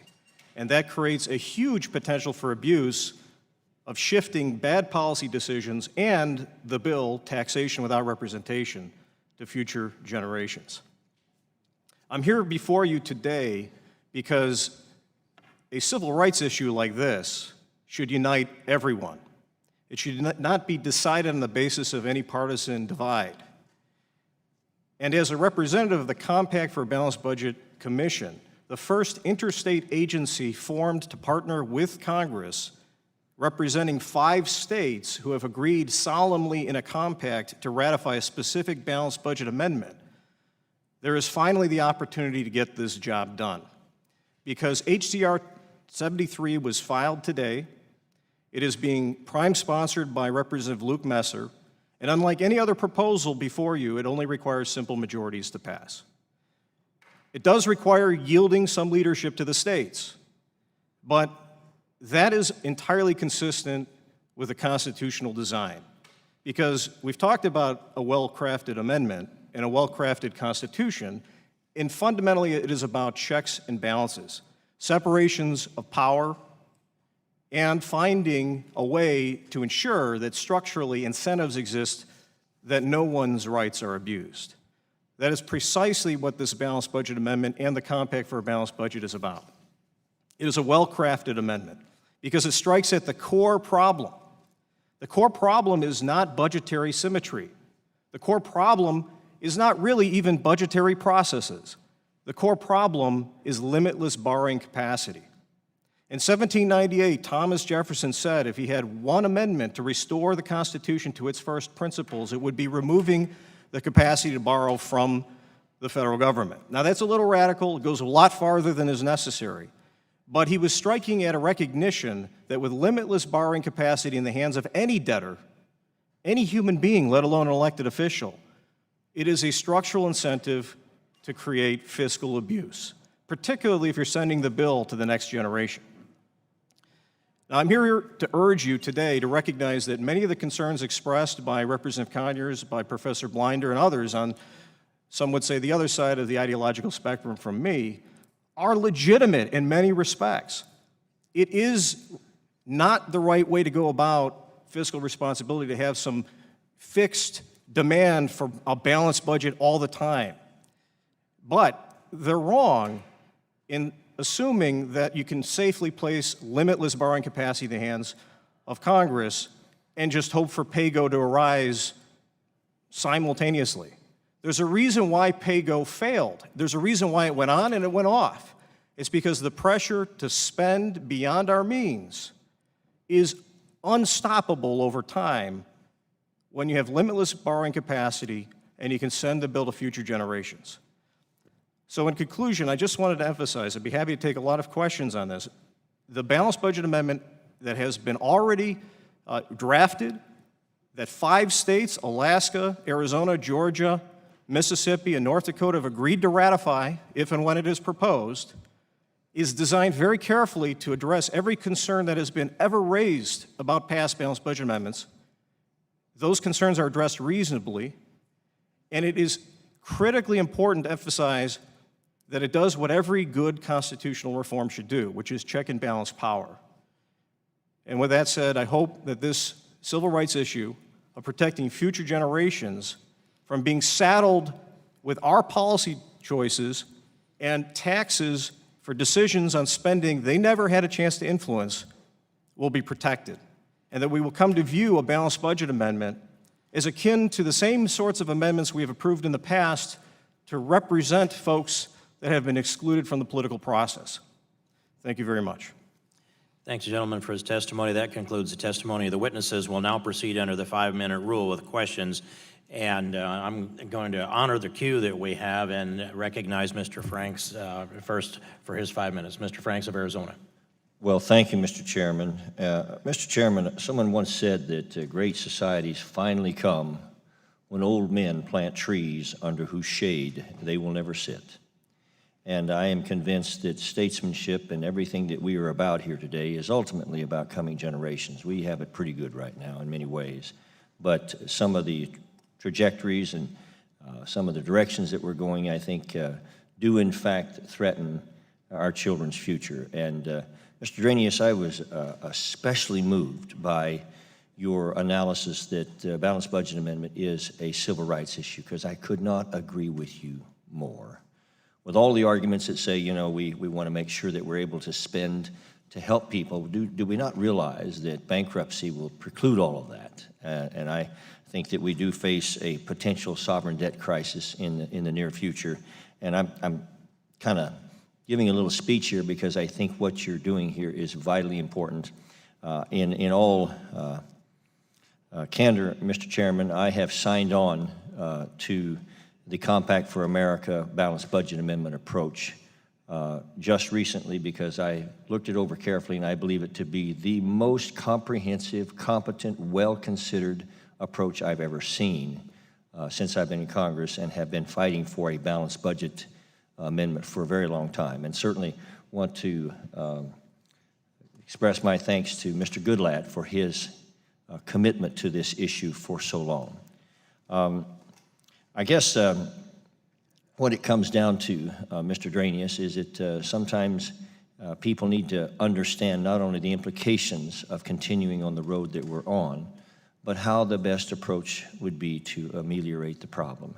And so what I would like to do is to ask you first 2 questions. One, what is your prediction in terms of the likelihood of having a sovereign debt crisis? And 2, what will it really mean to this country if that should occur? Mr. Chairman, Representative Franks, if I may. The compact has a sunset date of April 12th, 2021, because 5 years ago, when our team of experts were engaged in drafting the amendment and the approach, and we looked at the exponential growth in the national debt, and we looked at third world countries and how their debt trajectories went, it became very clear to us that 8 to 10 years out, which now is April 12, 2021, was when perhaps the only real option from a policy perspective might be some form of default. And so you've asked, when is the crisis coming? Our judgment, as embodied in the sunset, in the compact, where it self-repeals April 12, 2021, is this coming soon. And it's coming soon because the level of debt is simply unsustainable. We are now beyond 100% of GDP, where Greece was 7 years ago, if you count all of the debt. And by the way, we don't believe in just counting the publicly held debt. The debt that's being held in the Social Security Trust Fund counts too, unless we're planning to default on it. And so the reality is, it's coming fast, and that's why something like HCR 73, which only requires simple majorities, and yielding some leadership to the states is what we need to do. Well, I've also been struck by the Compact for America Balanced Budget Amendment approach, because I think, first of all, that it's in line with some of Mr. Holtz-Eakin's concerns, and I think that it actually is very parallel. And I also believe, in all deference, that it vitiates most of Professor Blinder's arguments, in that it deals with them in a forthright way. I also am convinced that your approach is especially unique in that it does not conflict with other balanced budget amendments. In other words, if this Congress should ever find a way to get that 2/3 necessary for a balanced budget amendment, some of which has been expressed here today in the different versions, there's no conflict in what you're doing. So I guess I would just ask Mr. Dranius, with the time that I have left here, if you would just give us the quick overview of what your amendment does. Mr. Chairman, Representative Franks, be happy to. First, the amendment fixes the debt capacity, the credit card limit of the federal government at 105% of what's outstanding when it's ratified. So if we had $20 trillion in debt outstanding on ratification, the credit card limit, so to speak, of the federal government would be $21 trillion. Now, that would be a permanent nominal limit. You could pay it down, borrow it back, do what Keynes said we would do, which is borrow it, pay it down in good times, borrow it in bad times, not do what we actually do, which is borrow all the time, right? And the other key component of this amendment, and there are a couple more beyond, is that any further flexibility in this fixed debt limit is not held by the debtor who's got the spending problem. Any additional debt capacity that Congress may obtain has to be obtained by a referendum to the states, reinstating the states into a position of oversight on federal debt policy like they had before the 17th Amendment when they controlled the Senate. And the states would have to approve with simple majorities, not an impossible threshold. 26 state legislatures would have to approve an increase in that debt limit. Now, we don't imagine that that would be utilized all that often, because $21 trillion, if we ratified it today, is a lot of debt capacity. If Congress just got the hang of, not borrowing so much, paying it down in good times, living within its means, the opportunities to go to the states hat in hand should be few and far between. But the critical structural component is you can't have, with all due respect, the debtor in charge of deciding what his credit card limit is. There has to be outside oversight. This is a check and a balance. It's more important than any words on parchment. You can have the most wonderful words on parchment, and if you control the words, you're not going to control the problem. Mr. Chairman, I'll have to, I know my time has expired, so let me thank the chairman, and let me thank you, Mr. Dranius, on behalf of my children. I hope you succeed in all their contemporaries, and I'll do everything I can to help. Thank you, Mr. Chairman. The gentleman's time has expired. The chair now would recognize the ranking member of the full committee, Mr. Conyers from Detroit. Thank you, Mr. Chairman. Appreciate the varied testimony here.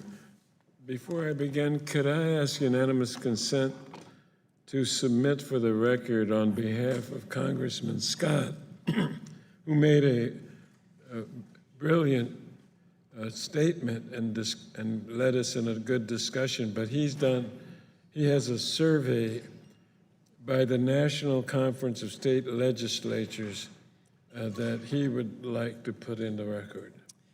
Hearing no objections, so ordered, Mr. Conyers. Thank you very much. Now, Professor Blinder, your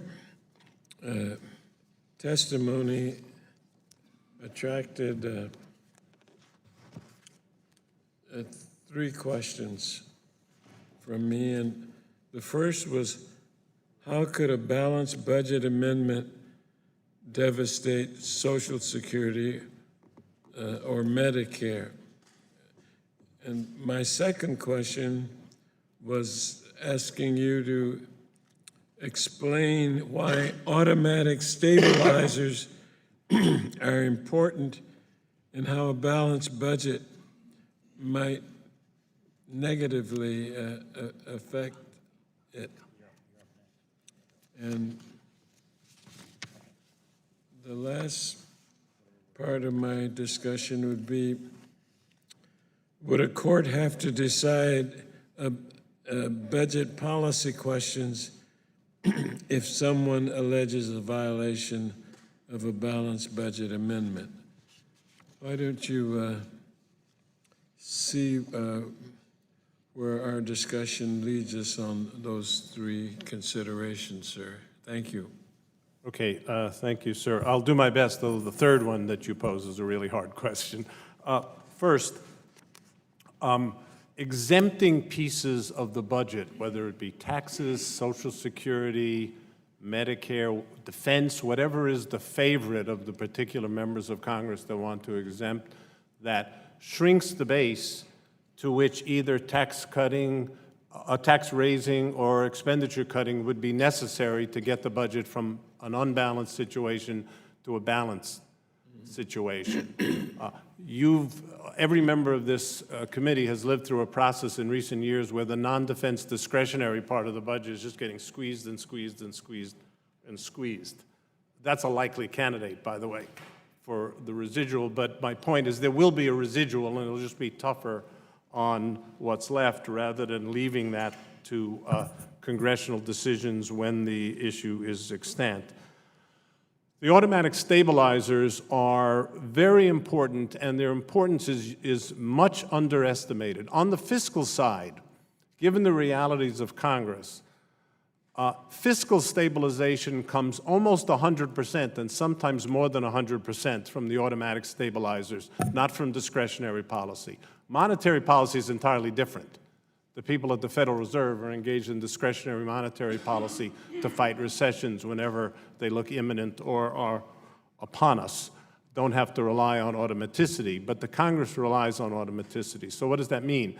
It means that the income tax, the payroll tax, and just about every other tax you can think of, the receipts from those taxes shrink automatically as the economy shrinks. Nobody has to legislate anything. Unemployment benefits, TANF, food, I'm not supposed to call it food stamps anymore, SNAP, and a whole variety of other programs, their spending rises automatically, again, without Congress having to do that. The automaticity is important. I mentioned because of the problems in the wheels of Congress, but also because of the speed. Even if the wheels of Congress turned perfectly, nobody can react instantly, even before the data.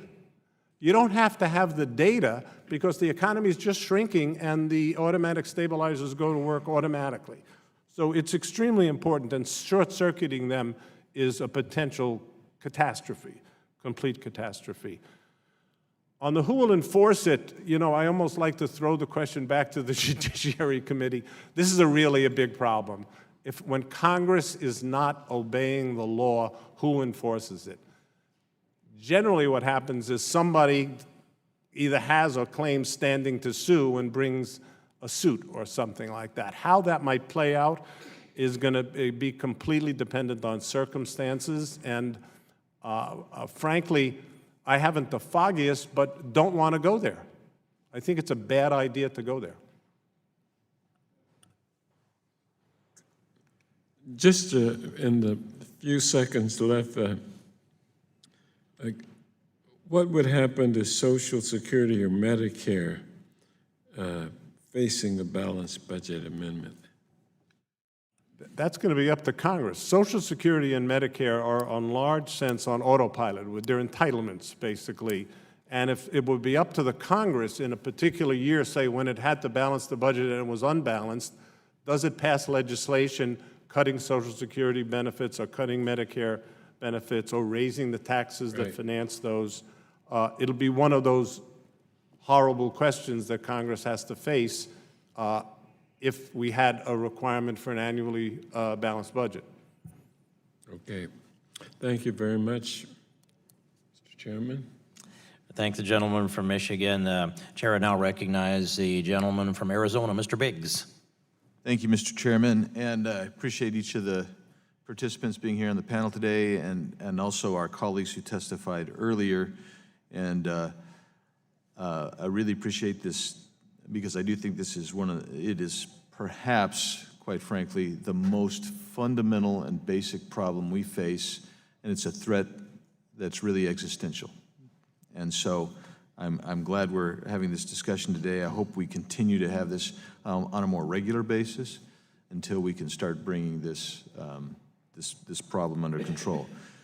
We've talked in the previous panel a lot about the fact that states, 49 states, have some version of a balanced budget requirement constitutionally. Arizona has one, and I had the privilege of working on numerous Arizona budgets, and I wanted to just relate how Arizona's balanced budget amendment works.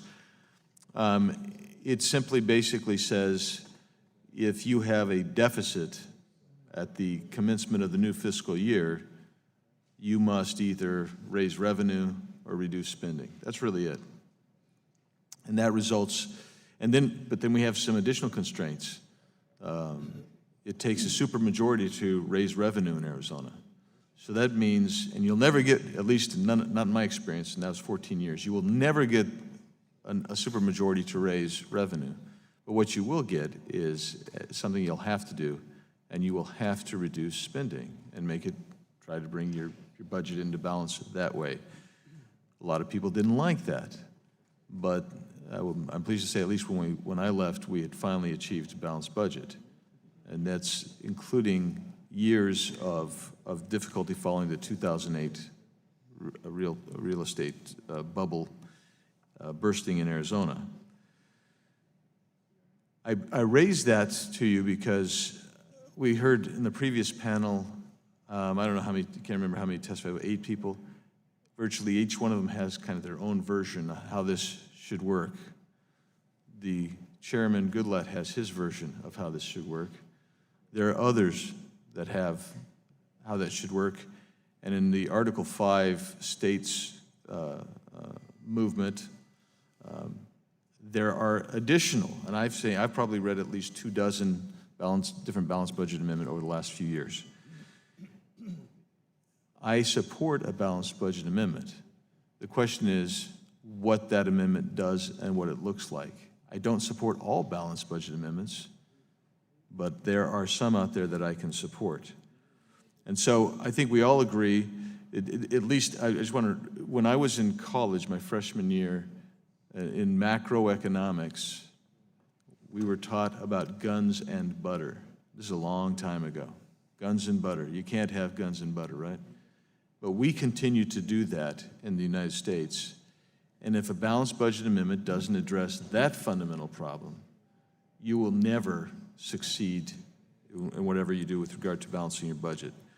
And that requires political will. Now, 2 other things.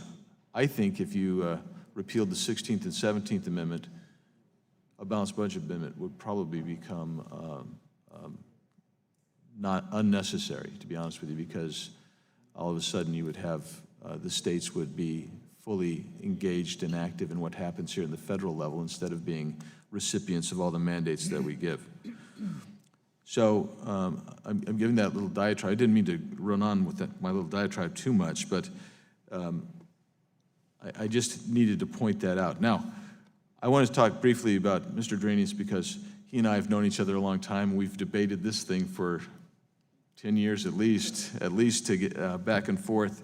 And I will say that I find his approach to be one of the most ingenious in attempting to try to resolve some of the issues that I think exist in a states-initiated Article 5 process.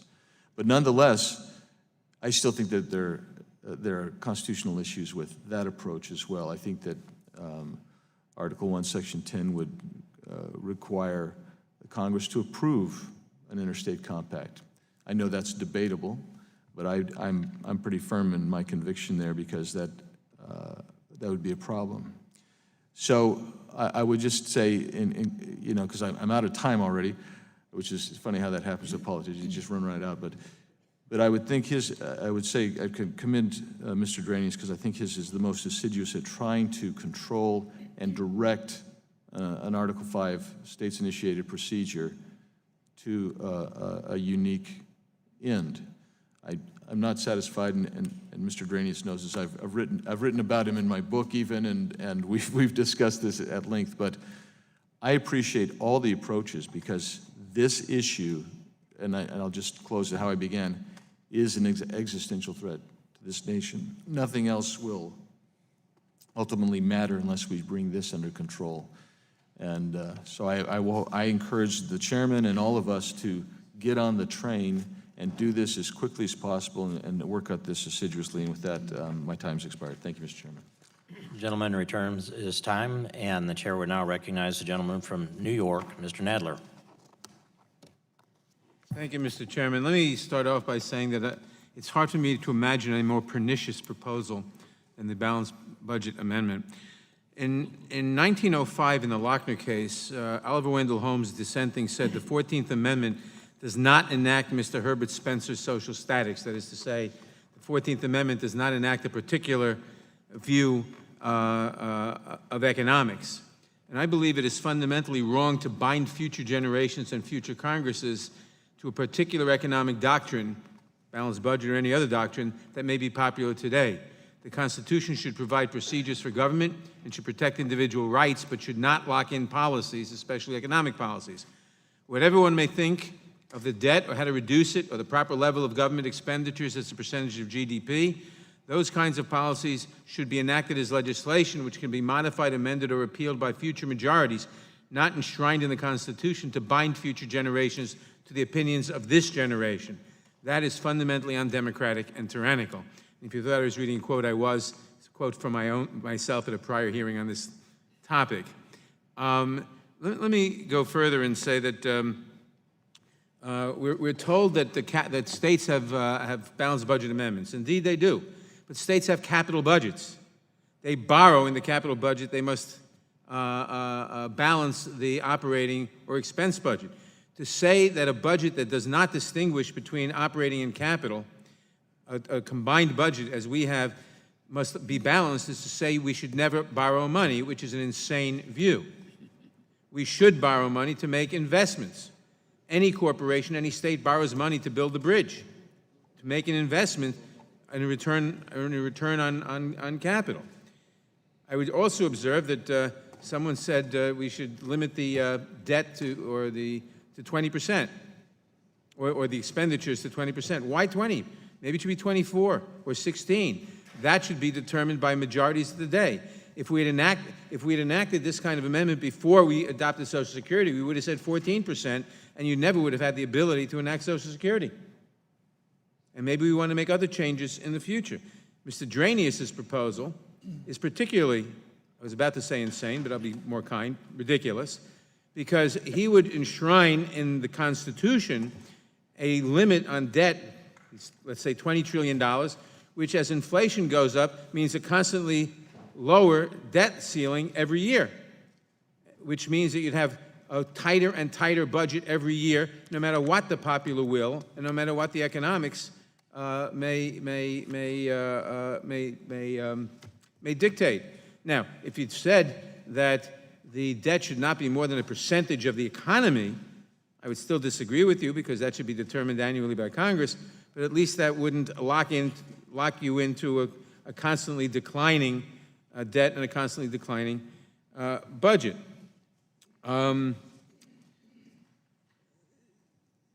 These are some of the basic problems. A balanced budget amendment enshrines a particular economic view and binds future generations, a particular economic view that precludes investment, that may very well preclude investment, preclude economic gains. And again, any particular thing you write into the Constitution, a 20% limit, why is that sacred? Because we believe it in this generation and not our children. We should bind them. It is fundamentally wrong for a Constitution. Let me ask Professor Blinder. Let me also point out that we did achieve a balanced budget during President Clinton's term, and what stopped the balanced budget were the Bush tax cuts. And that was an economic decision. The country determined, or the Congress, the Republican Congress determined, that it's more important to have tax cuts than to have a balanced budget. Remember that Alan Greenspan testified at one of the hearings that we had to enact the tax cuts because otherwise we would pay off the entire national debt in 10 years, and that would be a bad thing for various reasons. So we know how to do, well, he did testify that, and we know how to achieve balanced budgets. We know how to achieve paying off the national debt if we wanted to, but those are political decisions that each generation should make for itself. And the fundamental flaw in the constitutional amendment, besides tying our hands from economic crisis, tying our hands from any decisions, is it ties the future hands. What if, for example, a future generation determined that they wanted to make medical care a federal responsibility entirely? Might not increase spending, but it would mean that the spending would now be on the federal budget, not in terms of insurance budgets. Now, maybe that's a good idea, maybe it's a terrible idea, but how can we determine that our grandchildren or our children should be precluded constitutionally from making such a decision if they want to? We can't foresee future economics. We can't foresee future possibilities, and to bind our children and grandchildren to a particular economic view, and even worse, to a particular figure in an economic view, is extremely pernicious and would, I think, destroy economic growth in the country over the long term. My time has run out before I had time for questions. Because I feel so strongly on this, I'll yield back. Thank the gentleman from New York who's returned his time, and the chair would now recognize Mr. Johnson from Louisiana for his 5 minutes. Thank you, Mr. Chairman. Sorry I missed some of the testimony. We had other things down the hall.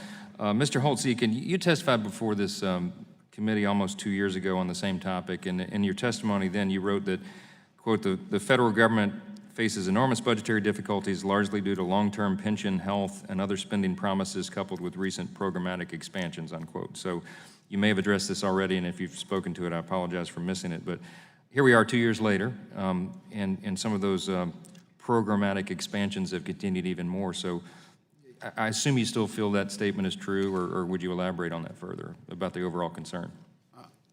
Nothing has changed fundamentally. I mean, we have an unsustainable budget outlook, largely because of the projected growth in the mandatory spending programs. And those are programs which have not been touched in any significant way. You may have addressed this as well, but when we talk about modifying the mandatory spending programs, there are often scare tactics that are employed by the opposition to that, certain special interests, and they're trying to prevent necessary changes from being made. When I do town halls back home in Louisiana, I see the result of that because people are just alarmed. They feel like, you know, the government is going to end their lives, and you know, they hold up signs that we want people to die and all that. What's the simplest approach to explaining that? What I do is I put the U.S. debt clock up on the screen at my town hall, and I make them watch that number, which increases $10,000 per second. You know, when you're just talking to the average citizen, not to professors and academics, what's the best way that you explain the crisis in your own words? So it's clear that we're on a trajectory for a sovereign debt crisis, and the only question is when, not if. You can look at Greece, Portugal as examples of the consequences of that. People understand that.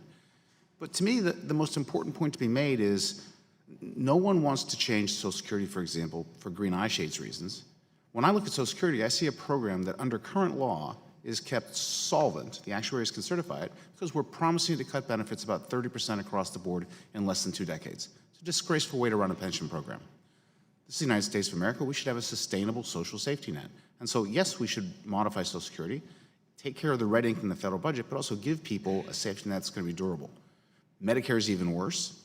Payments in plus premiums paid by the seniors, or by seniors, the gap between that and spending going out is about $300 billion a year and rising. It's responsible for 1/3 of all the federal debt outstanding, and we have seniors not receiving the best possible medical outcomes. So that's not a program you want to enshrine forever and say, don't touch it. You want to fix it. We should have much better programs. And I think if people understood that, they'd be less resistant to structural changes in the safety net, and we need to make those changes from a financial point of view.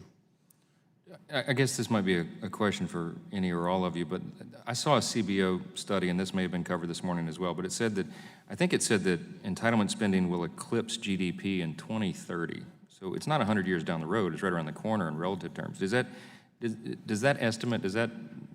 I don't think that's right. The spending per se is not going to eclipse GDP. I think the most striking thing about this conversation to me is this is a conversation that used to be called the long-term budget outlook in 2003 when we published it. It's now the budget outlook. It's here in the next 10 years. right? Within 8 years, we will run a $1 trillion deficit. Of that, 60% will be interest on previous borrowing. We are perilously close to borrowing just to pay off the credit card. That's an unsustainable trajectory. And so whether we want to or not, we have to do something different. And if Congress is unable to do it of its own volition, I'm here today beaten into the position that we ought to constrain it somewhat. Thank you. I'll yield back, Mr. Chair. Thank you. Gentleman returns his time. The chair would now recognize the gentlelady from Texas, Ms. Jackson Lee. Mr. Chairman, thank you so very much, and thank you and the chairman of the full committee for giving this moment of discourse. And I thank the ranking member for his thoughtful presentation.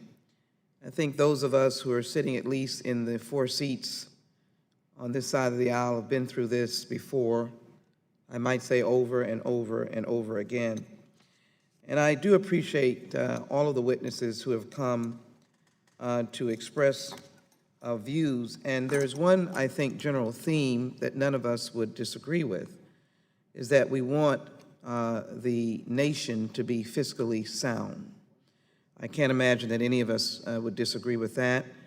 And we would want to be creative to a certain extent in that fiscal solvency. But let me lay the premise, and Professor Binder, excuse me, is it Blinder or it's Blinder? Let me pose questions to you without ignoring my friends to your left or your right, because I come with a different perspective, or a perspective that all is not well in the 50 states. So for there to be a restraint on the federal government's ability to be the umbrella in a rainy day is a difficult posture to be in. And as I listen to the testimony of some, they have indicated that we can do a contingency here, we can refine it here. All I know is that when the states call, they expect for you to come. The other thing is that the states have not been too effective with their balancing budget responsibilities. Take, for example, the political collapse, and I do not want to reflect negatively on my friends in Illinois, but my colleagues will tell me it is a complete collapse. There is a definitive fight between the governor and the legislature. They have a requirement for a balanced budget. I don't know if they've ever balanced it, but they're in an outright fight. And I find that to be a enormously difficult posture to put us in. So I want to raise these questions, Doctor. We've already asked the question about Social Security and Medicare, but today is the 52nd commemoration of Medicare and Medicaid. Obviously, we're in a big fight in the Senate on its very weak and ineffective attempt to undermine the Affordable Care Act because they cannot find a substitute. In the course of that, they're threatening millions of losing their insurance. That is a place where the federal government had to step in. We would have been very happy for all 50 states to say, we're okay. We have provided health insurance for those with chronic illnesses, pre-existing conditions, and families. And we would have put a stop sign in Washington and said, it is done. So I'd like you to speak to those issues. I do believe that a balanced budget is anti-democratic, but I'd like you to speak to the issues of an economic downturn, contingencies that are beyond our imagination, and the ineffectiveness of many states in their balanced budget. I think the gentleman from New York talked about the capital budgets. And so, yes, be fiscally responsible. I'm interested in pay-as-you-go. I think, however, it would have to not be political, and that's the problem with pay-as-you-go. It's a got you sometimes, party that's in rather than a balance, even though I was here for the 1997 balanced budget. And the only thing that we needed to fix after that was the Medicare issue with doctors called the doctor fix. But we did get in chips and we balanced the budget.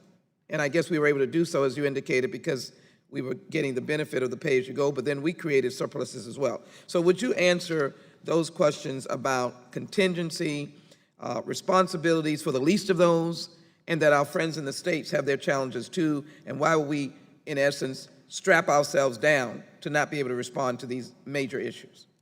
I will. Thank you, Congresswoman. First, let me start with the point that Congressman Nadler made a moment ago, rephrased slightly differently. The states do not balance their budgets on federal definitions. So it's just a false analogy. If it was true, there wouldn't be any state debt out there. And I come from New Jersey, and I can tell you there is state. And I come from Texas, and there is. There is state debt, and all the states have debt. So they do not balance by federal definitions. But that is a representation, and you are, as I said, both of us, all three of us are debunking that. But go ahead. Yeah, I mean, it's a fact. Second thing is to your point about the automatic stabilizers. Because of the versions of balanced budget amendments that almost all of them labor on, the states are often automatic destabilizers in a recession. Their revenues fall off. They have this balanced budget requirement, excluding capital expenditures for the operating budget. They have to cut the operating budget or raise taxes. Exactly the wrong thing. Part of what we rely on the federal government to do, is to offset these pernicious effects of pro-cyclical state and local government budgets. That's a part. It's not the biggest part, but it's a part. We don't want to take that away. Thirdly, for a variety of reasons, of which I'll mention one, when it comes to the need to raise revenue, the federal government has much greater taxing powers than the states. Now, that's not in the Constitution. There's nothing in the Constitution that says the federal government can raise a lot of money and the states can't. It's because of mobility. If Texas, this is a flight of, let's take New York instead, it's less fanciful. If New York State would triple its personal income tax, double its personal income tax rate, people would move to New Jersey and Massachusetts and Texas and Florida and all over the place. There is much less mobility, and the same goes for businesses, by the way, even more. There is much less mobility for businesses and for people across national lines. Not that many people are going to flee to Monaco. Some will, but not many. And so the states are strongly constrained in their ability to raise tax revenue. Again, I know, New Jersey's Could the pushing gentleman out to the conclude limit. his thought? The time is long past, please. Sorry. Can you finish your thought? Can he finish his thought? Sure. You can finish, Professor. No, I was basically finished. Okay. Mr. Chairman, I'm yielding back, but I do want to put on the record and maybe get a response in writing, is that our economy is at $22 trillion.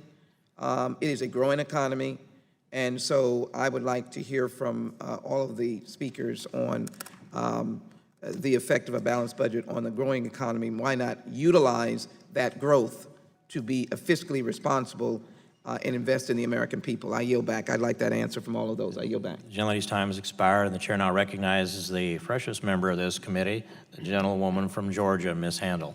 Thank you, Mr. Chairman, and thank you to all of our witnesses today. We heard earlier about a number of balanced budget amendment proposals, and interestingly, several of them have fairly broad bipartisan support. So that says to me that there is really a growing realization that the crushing debt that we're facing is unsustainable and frankly irresponsible, and that some type of a balanced budget amendment is necessary. We just heard one case for why a state budget is not analogous to a federal budget and not an appropriate reference point. I would like to hear from you, Professor Primo, if you have a different perspective or if it's the same perspective on that. But there you go. Without a doubt, the states are different than the federal government. The federal government can mint money. The states can't.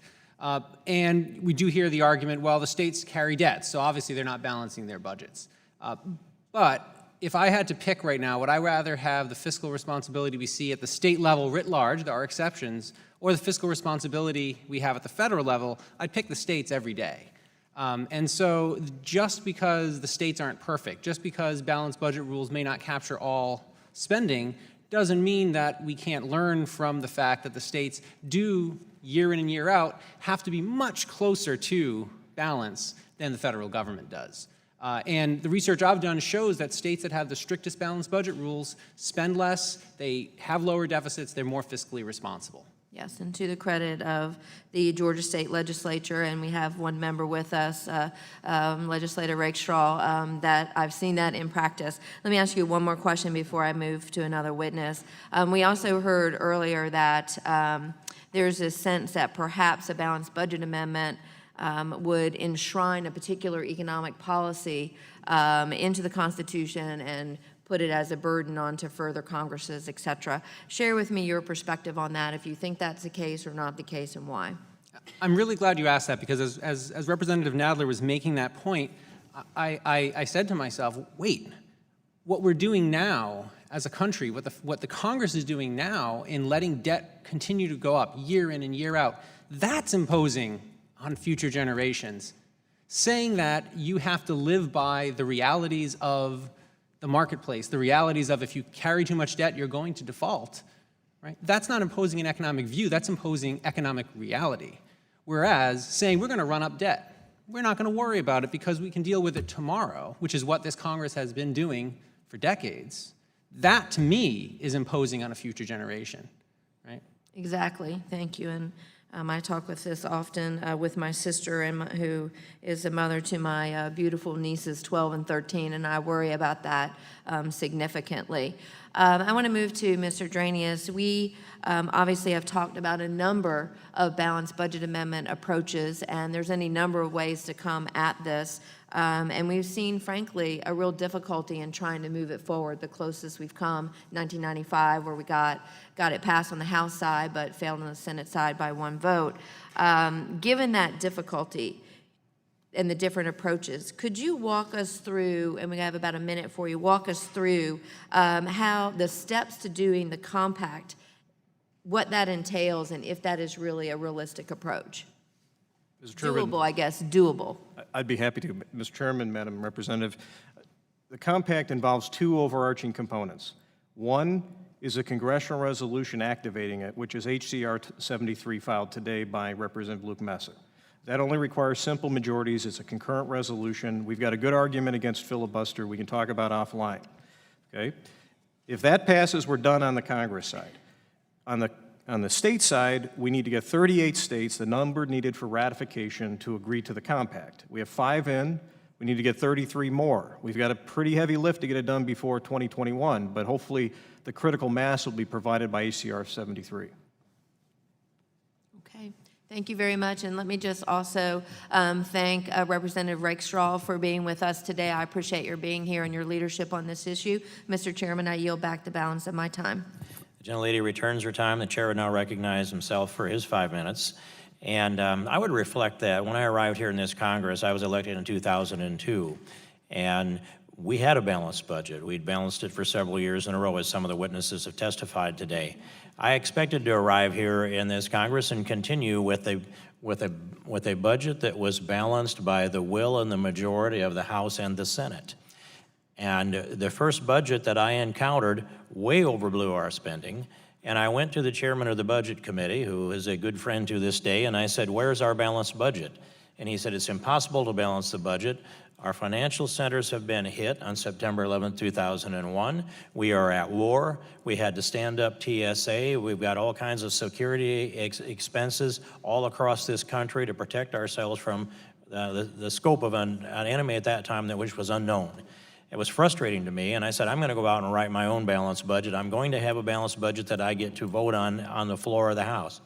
I didn't have the skill set at that time in the first weeks of my term here to rewrite the entire budget of the United States government. I worked on that. I joined the Republican Study Committee immediately. I went on the steering committee so that I could have more of a voice on the agenda of that study committee, and I pounded on the table and said, we have to bring a balanced budget. I did that every year for 5 years. And finally, the chairman of the Republican Study Committee, Tom Price, now Secretary HHS, brought a balanced budget to that table at the study committee.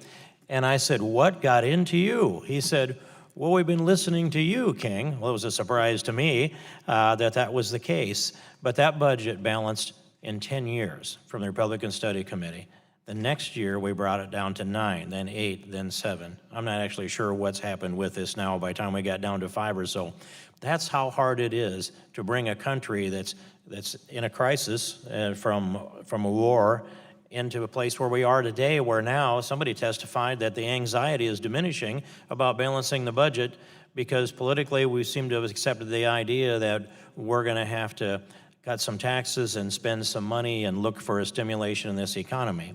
Well, I'm at this place where I want to see a balanced budget, and I want to get and I'll vote for the one that's most likely to get us to balance this as strongly as we can. But I was very interested in the testimony about looking at a span of time and balancing this budget within economic cycles as opposed to a fiscal year. I think that's a thought that we haven't debated very much in this committee over the years, and that's one that hopefully is front and center.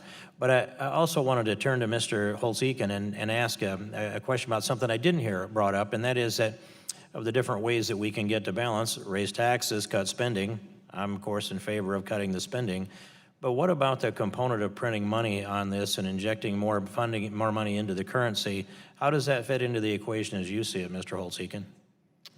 It is an option that one could basically monetize the deficit, and over time that will lead to higher inflation inevitably. The real value of the debt will decline. The nominal dollars will be there. I don't think there's anyone who's looked at economic history in the U.S. or across the globe that would argue this is a good approach to dealing with fiscal problems. The best approach to dealing with fiscal problems is better fiscal policy. And I think the fundamental issue that the federal government has is it doesn't have a fiscal policy. There's a budget resolution in the House sometimes. There's a budget resolution in the Senate sometimes. They agree on one occasionally. But there is no single thing that the President, the House, and the Senate agree on that adds up spending and revenues in a coherent way. That's what's needed. Again, let me take you to another place. Fast forward to the economic crisis when this all comes to a head, which some of you have testified about and some of the members have.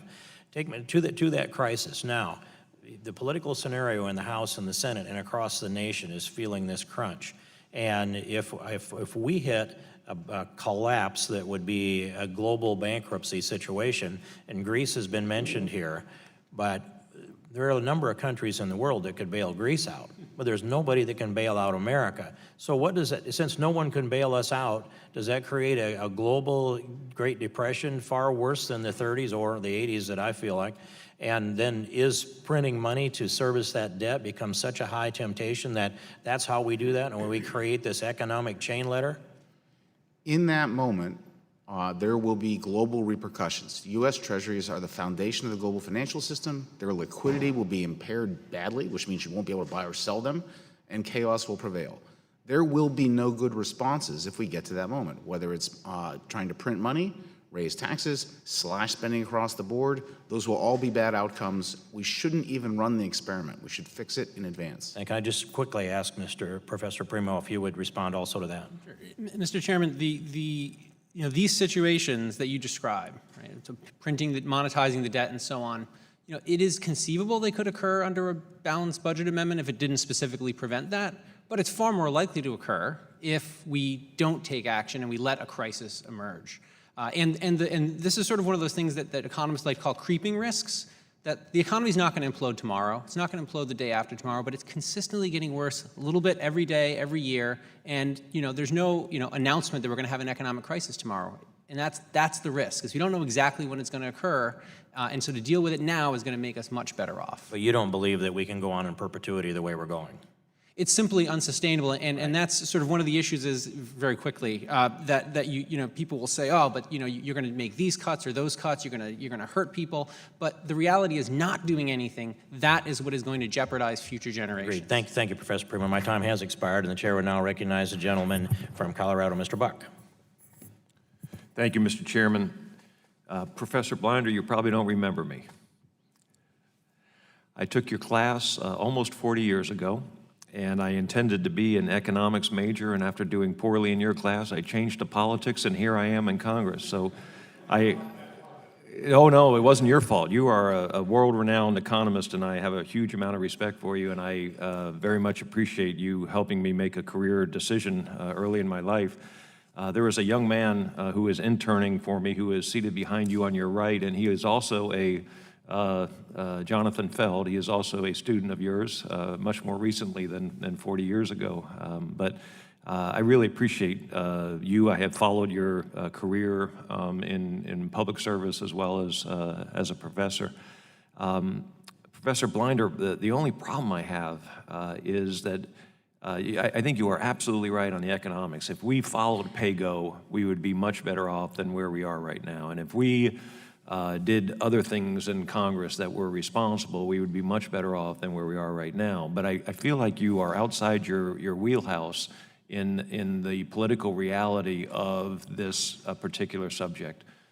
Congress cannot act responsibly. The pressures, the incentives on Congress are to get reelected. That is what most members' priority is when they're here. And to get reelected, we need to keep taxes low and benefits high. And the problem, nobody is going to say, well, I'm voting for you because you gave me less. And so the only way to create some sort of accountability in Congress is with an outside force. And by the way, one of your former students just wrote a book called Drain the Swamp. I won't tell you which student it was, but if you ever want to see my views of what the political reality is here, I highly recommend it to you. I think the only professor that's read it is Robbie George at Princeton, but I would love to get your feedback on, they tried PAYGO in 2009, 2010. It was a complete disaster. We tried Graham-Rudman, Hollings. It was a success for a couple of years and then a failure. We have tried to implement different ideas, restrictions on our abilities, and it doesn't work. Unless we have a baseball bat over our head, we are not going to, as a Congress, act within our bounds. And I'd love to get your thoughts on that. And I'd also love to get a picture with you afterwards. So. We've both put on a few years since you were a Princeton undergraduate, I think. Thank you. Let me disagree with you a little. First, a preface. Graham-Rudman's Hollings failed because it targeted the budget deficit, which is, as we say in the trade, an endogenous variable. It's the outcome of what happens when you get all the spending and you get all the taxes. Congress can't control that any more than King Canute could control the tides. PAYGO was different. PAYGO said, if you bring forth a bill for more spending, cut taxes, you need pay-fors for it. Congress can control that, and it did control that. Can I interrupt you? So the way we controlled it was to say, we're going to sell oil from the Strategic Petroleum Reserve, and we bought that oil for an average of $87 a barrel. We're selling it for an average of $42 a barrel. In view of Congress, that is a profit, and we are going to give ourselves credit for that and spend this extra money. Yeah. By the way, that same barrel of oil was sold 3 times for 3 different bills. Congress is fundamentally dishonest. It is a fraud. And we have to, and I'm not suggesting that a balanced budget amendment is the answer, because Puerto Rico had a balanced budget amendment, and they found ways around that to the point of bankruptcy.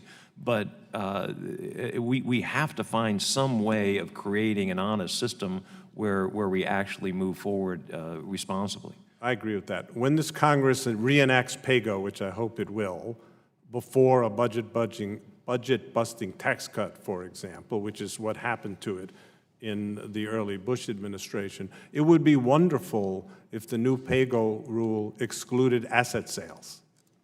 You could do that.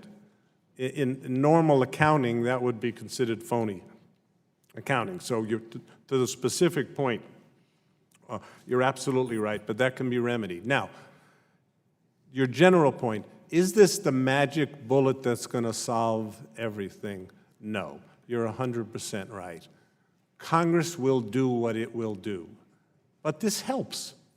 PAYGO, there's a natural tendency for revenues to grow year after year because the economy gets bigger and prices go up, and mundane things like that just bring revenue into the federal treasury.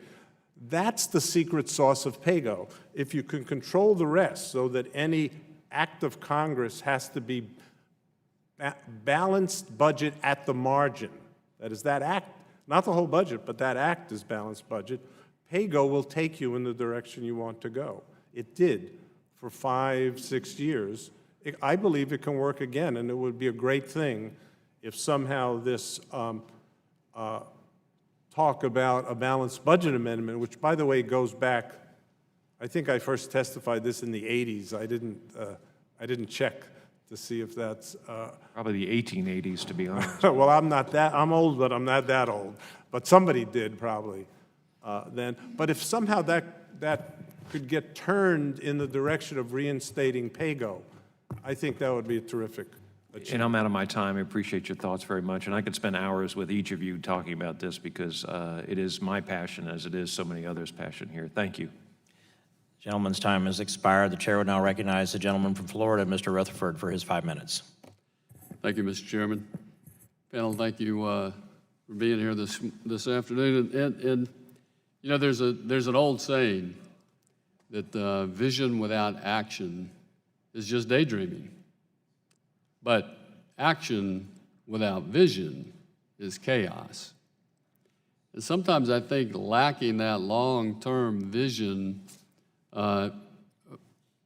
we tend to see some chaotic reactions within Congress, as was just talked about. Our attempt at Graham-Rudman debt ceilings that have changed over 100 times since their implementation. That's, I think, the strategy and the reason that I would be interested in a balanced budget amendment, because it creates that vision and at least where we're going, not necessarily exactly how we're going to get there, but where are we going? And Mr.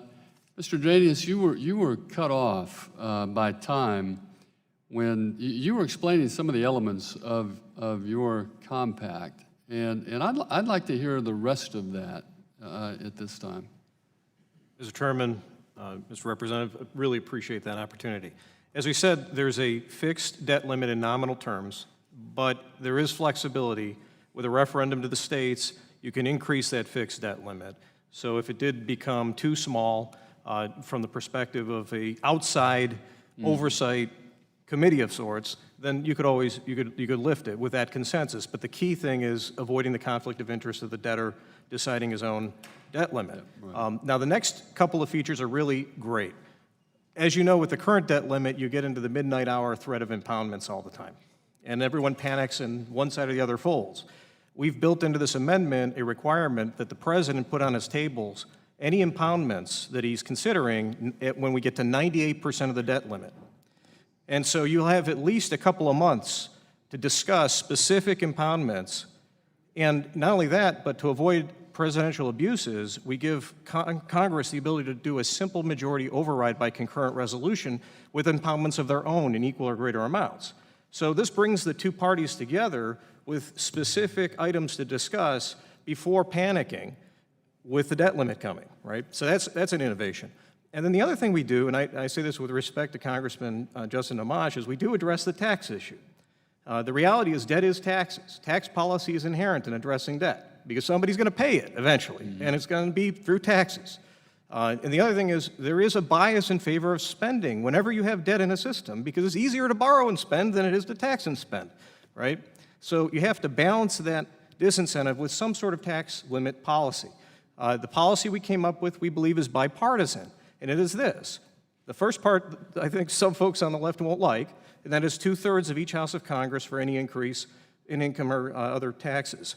But then we add an exception, which I think can bring common ground to anyone of goodwill, and that is we preserve simple majorities for anything that eliminates tax loopholes. We preserve simple majorities for replacing the income tax with an end-user consumption tax, and we don't touch tariffs, imposts, or duties. So we preserve the current simple majority rule on the revenue side for the areas of taxation which most economists say cause the least damage. It keeps revenues on the table, but it makes sure we don't destroy the growth we need to keep fiscal responsibility going. So that's the amendment, Mr. Chairman, Representative. Thank you very much. I really appreciate hearing the rest of that. Mr. Primo, the big problem in the federal budget stems from healthcare costs right now, and it's getting worse by the day. Until we fix those costs, we really can't control our spending. I'd like to ask you, it was suggested earlier that a balanced budget amendment would put at risk Medicaid, Medicare. Is that necessarily the case? In some senses, that gets the logic backwards. Medicare, Medicaid, Social Security are already under threat. And a balanced budget amendment is intended to make sure that those programs are dealt with before we reach a crisis. And I think this is a recurring theme in this hearing and a recurring theme on the issue of entitlements, which are these, frankly, scare tactics that are used that the world is going to come to an end if the federal government has to roughly balance its budget. And that's simply not true because the alternative is far, far worse. Right. Thank you very much. I appreciate you highlighting that fact. Mr. Chairman, I yield back. Thank you, Mr. Rutherford. I want to follow up on the questions of the gentleman from Florida. As you have mostly, not all of you, but mostly testified, and as you heard from the panel of members of Congress before you, most of them, and as you heard from me in my opening statement, I think the debt situation is an increasingly dire situation that I don't know when it will become a dramatic problem, but I think it's a serious problem right now when you look at the impact, for example, of the government's policy of keeping interest rates low.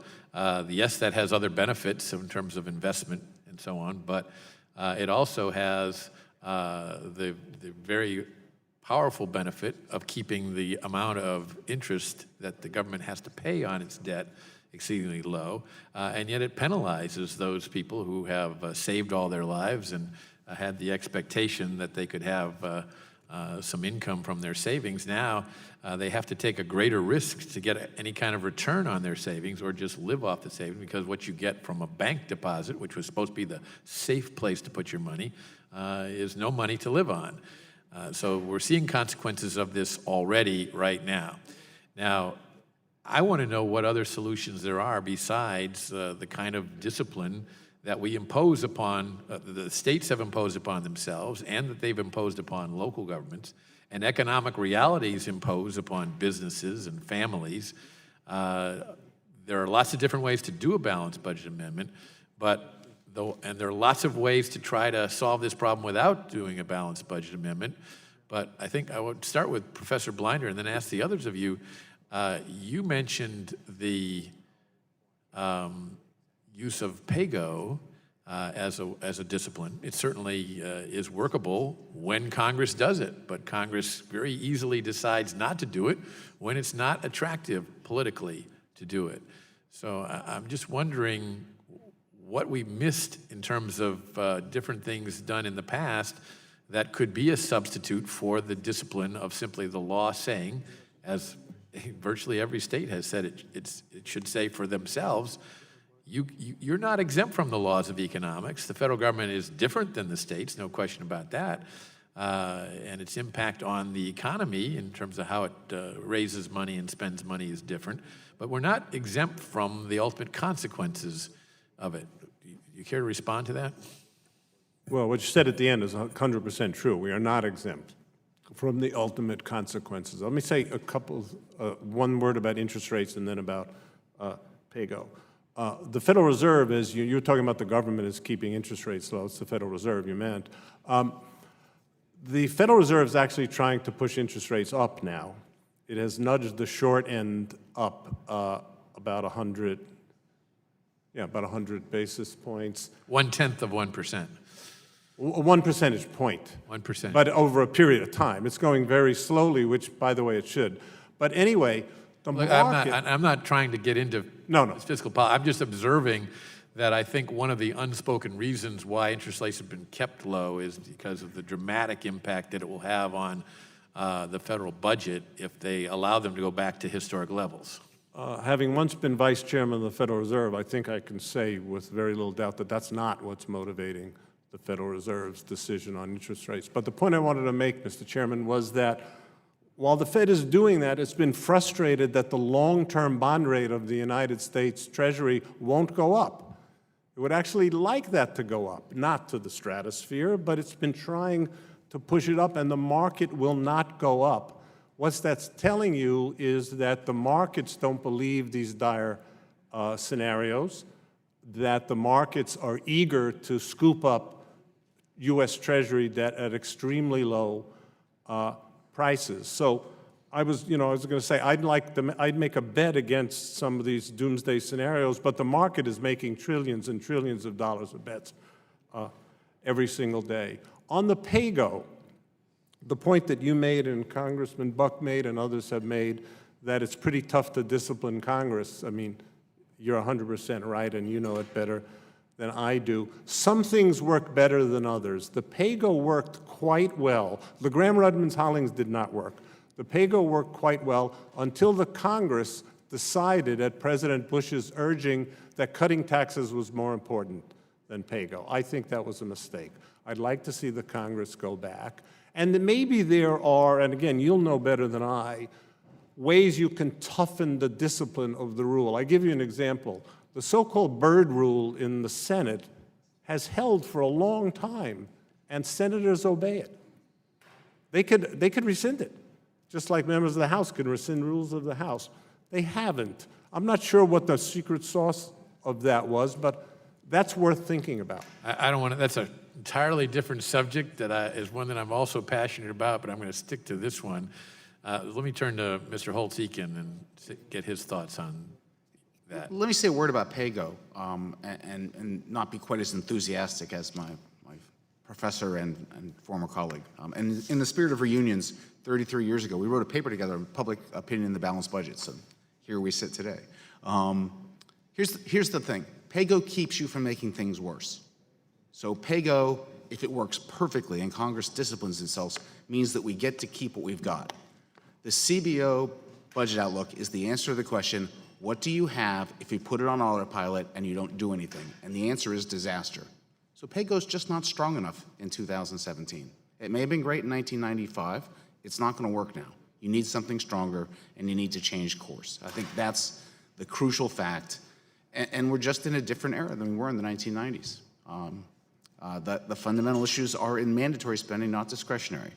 We do not want to have another dot-com bubble that generates revenue flowing into the federal treasury. That was a bad outcome, it turns out. We're not going to get a peace dividend from the fall of the Soviet Union. We're in a much more dangerous world.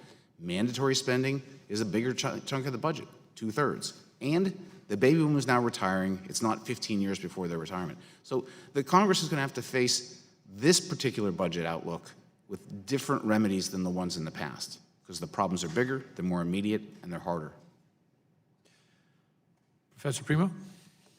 If we don't enact a balanced budget amendment or some sort of constitutional budget rule, I could imagine that periodically there will be bursts of political courage in Congress where we'll see some measure of fiscal responsibility. And then something will happen. The rules will be ignored. There'll be an economic downturn. Some event will occur that will say, wait, we have to make some exceptions. We have to change things. And then the rules will kind of disappear. We saw it with Graham-Rudman-Hollings. We've seen it with PAYGO. And that's the alternative, is to sort of lurch from reform to reform without any sustained effort to actually make the budget workable in the long run. I mean, that's why you need constitutional budget reform, because in the absence, we're going to see what we've seen for the last 40 years. Little blips of success, but overall, market failure. Mr. Dronius? Mr. Chairman, members of the committee, I'm all for PAYGO. I just recognize what Representative Buck recognizes, which is if you don't make it a constitutional rule in some fashion, it's not going to stick. And at the core of the Balanced Budget Amendment in HCR 73 is a version of PAYGO. It says you can't spend more at any point in time than what taxes bring in, unencumbered proceeds, and authorized debt. So PAYGO is fine. It's the political mechanism of enforcement that's the problem. And let me leave you with this analogy. Let me disagree, because I think Mr. Holtz-Eakin makes a good point, that PAYGO is fine as far as it goes, but it doesn't go anywhere near as far as it needs to, because most of our spending is on automatic pilot that doesn't get addressed by that, because we don't address that. It just happens. And we have to come up with the funds for it, and most likely our solution, most of the time, I don't vote for the most liberal budgets. I always vote for the most conservative ones, but they never get 218 votes. Never. Yep. Every single year I vote for the tightest budget offered, and it never gets 218 votes in the House, and never even considered in the Senate. Yes, I'll yield. I want to ask Professor Mr. Holtz-Eakin, you said a moment ago that the growth in the budget is all in the mandatory spending, the entitlement programs. That's where the basic growth is, and that's what's going to produce real problems. Okay. Do I gather from that you would anticipate that a balanced budget amendment would force major reductions in those programs in Social Security and Medicare in the mandatory programs, and that's one of the reasons we want it? I actually don't know what Congress would do. I know... No, if we pass the balanced budget amendment, wouldn't that... Again, it would have to balance. I don't know how Congress would choose to balance. I don't, and so I don't have a forecast of that type. It would force the Congress, for the first time, to come to terms with making mandatory spending, discretionary spending, and revenues add up. Yeah, but if there's no mechanism that does that right now. I understand, but if, as you said, the growth and the problem is largely in the mandatory spending, yes, then you would have to change that curve. You'd have to reduce the mandatory spending because it just isn't enough in other places to do it, if what you said is correct. Is that not a logical conclusion? I believe that's right, and what you should do. I also believe you should address those programs because they're not very good programs. That's a different question. Thank you. I yield back. Thank you. And to continue with you, Mr. Dranis, I am very interested in what you're doing because it's one of a number of different approaches that are being taken from the outside to try to influence this, because I think it reflects that there's increasing concern. 28 or 29 states have called for a constitutional convention on a balanced budget. Some want a broader constitutional convention, but what is your perspective on that? Is that going to continue to grow? That the discipline for this, that the Congress won't provide with things like PAYGO, is going to come from the outside if we don't pass a balanced budget amendment? Or Mr. Chairman, I think it will continue to grow, and I think you should welcome it. Members I do welcome it, should welcome it. But what's great about HCR 73, which activates the Compact for a Balanced Budget, is you can have an opportunity to partner right now, and it only takes simple majorities, and there's a good argument against filibuster. So, and by the way, it's synergistic with all the other movements, because what the other movements have is a movement to a convention. They don't have an amendment. In the compact is an amendment that 5 states have agreed to ratify. And so at least you've got a starting point for a conversation and all those other efforts. And frankly, Mr. Chairman, if I may say, the reason why all these other statutory or semi-statutory limits don't work is our current system is something like this. It's like you had the right to buy a steak dinner at the next table's cost at Ruth's Chris, only it's the next table 10 years from now. I mean, who's not going to have a steak dinner every single day? Who's not going to invite their vegan friends and their service animals? It's never going to end. And that's why unlimited borrowing capacity is such a threat to our fiscal responsibility. The incentives to use it are overwhelming for human beings, period. Gentlemen, you? Yeah, I'd be happy to yield. I want to just clarify one thing from Mr. Nadler's question to Mr. Holtz-Eakin. You said, at least I heard, I thought, that we need to reduce mandatory spending. I think what we need to do, and I'm asking if you agree with me, is that we need to reduce the deficit caused by mandatory spending. If we were to fix Social Security, if we were to raise the retirement age, if we were to raise the cap on FICA, if we were to means test, if we were to do various things and Social Security were sustainable for a long period of time, we would need to reduce the benefits of Social Security. What I think you're talking about is the deficit caused by the Social Security fund right now. Yes, that you would want to reduce the deficit that's produced by the social safety net, and to do that, you don't need to have absolute cuts. You need to slow the growth rate going forward so that you can bring it into alignment with the revenues, which are also growing. We can discuss. The gentleman yield?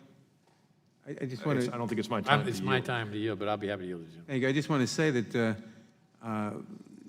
what the gentleman just mentioned, raising the retirement age of Social Security and various other things, are in fact benefit reductions. Maybe the good ideas are not, but raising the retirement age of Social Security, which of course cuts the increase in cost of Social Security, is in fact a benefit reduction. Well, we're reclaiming my time, and I don't want to have a debate here because we have the witnesses, but I will say that I think the point is that minor tweaks on a regular basis of that system would keep it actuarially sound. And that's not true of some of our other entitlement programs that are Medicare, for example. I think the first year it was in operation 1966, it cost $1.2 billion to serve 18 million people, mostly senior citizens. This year we're going to serve about 56 million people, about 3 times as many people, and it's going to cost 500 times as much money, at close to $600 billion. That's an unsustainable trajectory. It's got to be reformed. But how to do that, we'll discuss another day. This has been an excellent presentation. I appreciate all of your testimony, and we will move forward on this issue. Thank you again. I want to thank every member of the committee for their participation today, and the hearing is adjourned.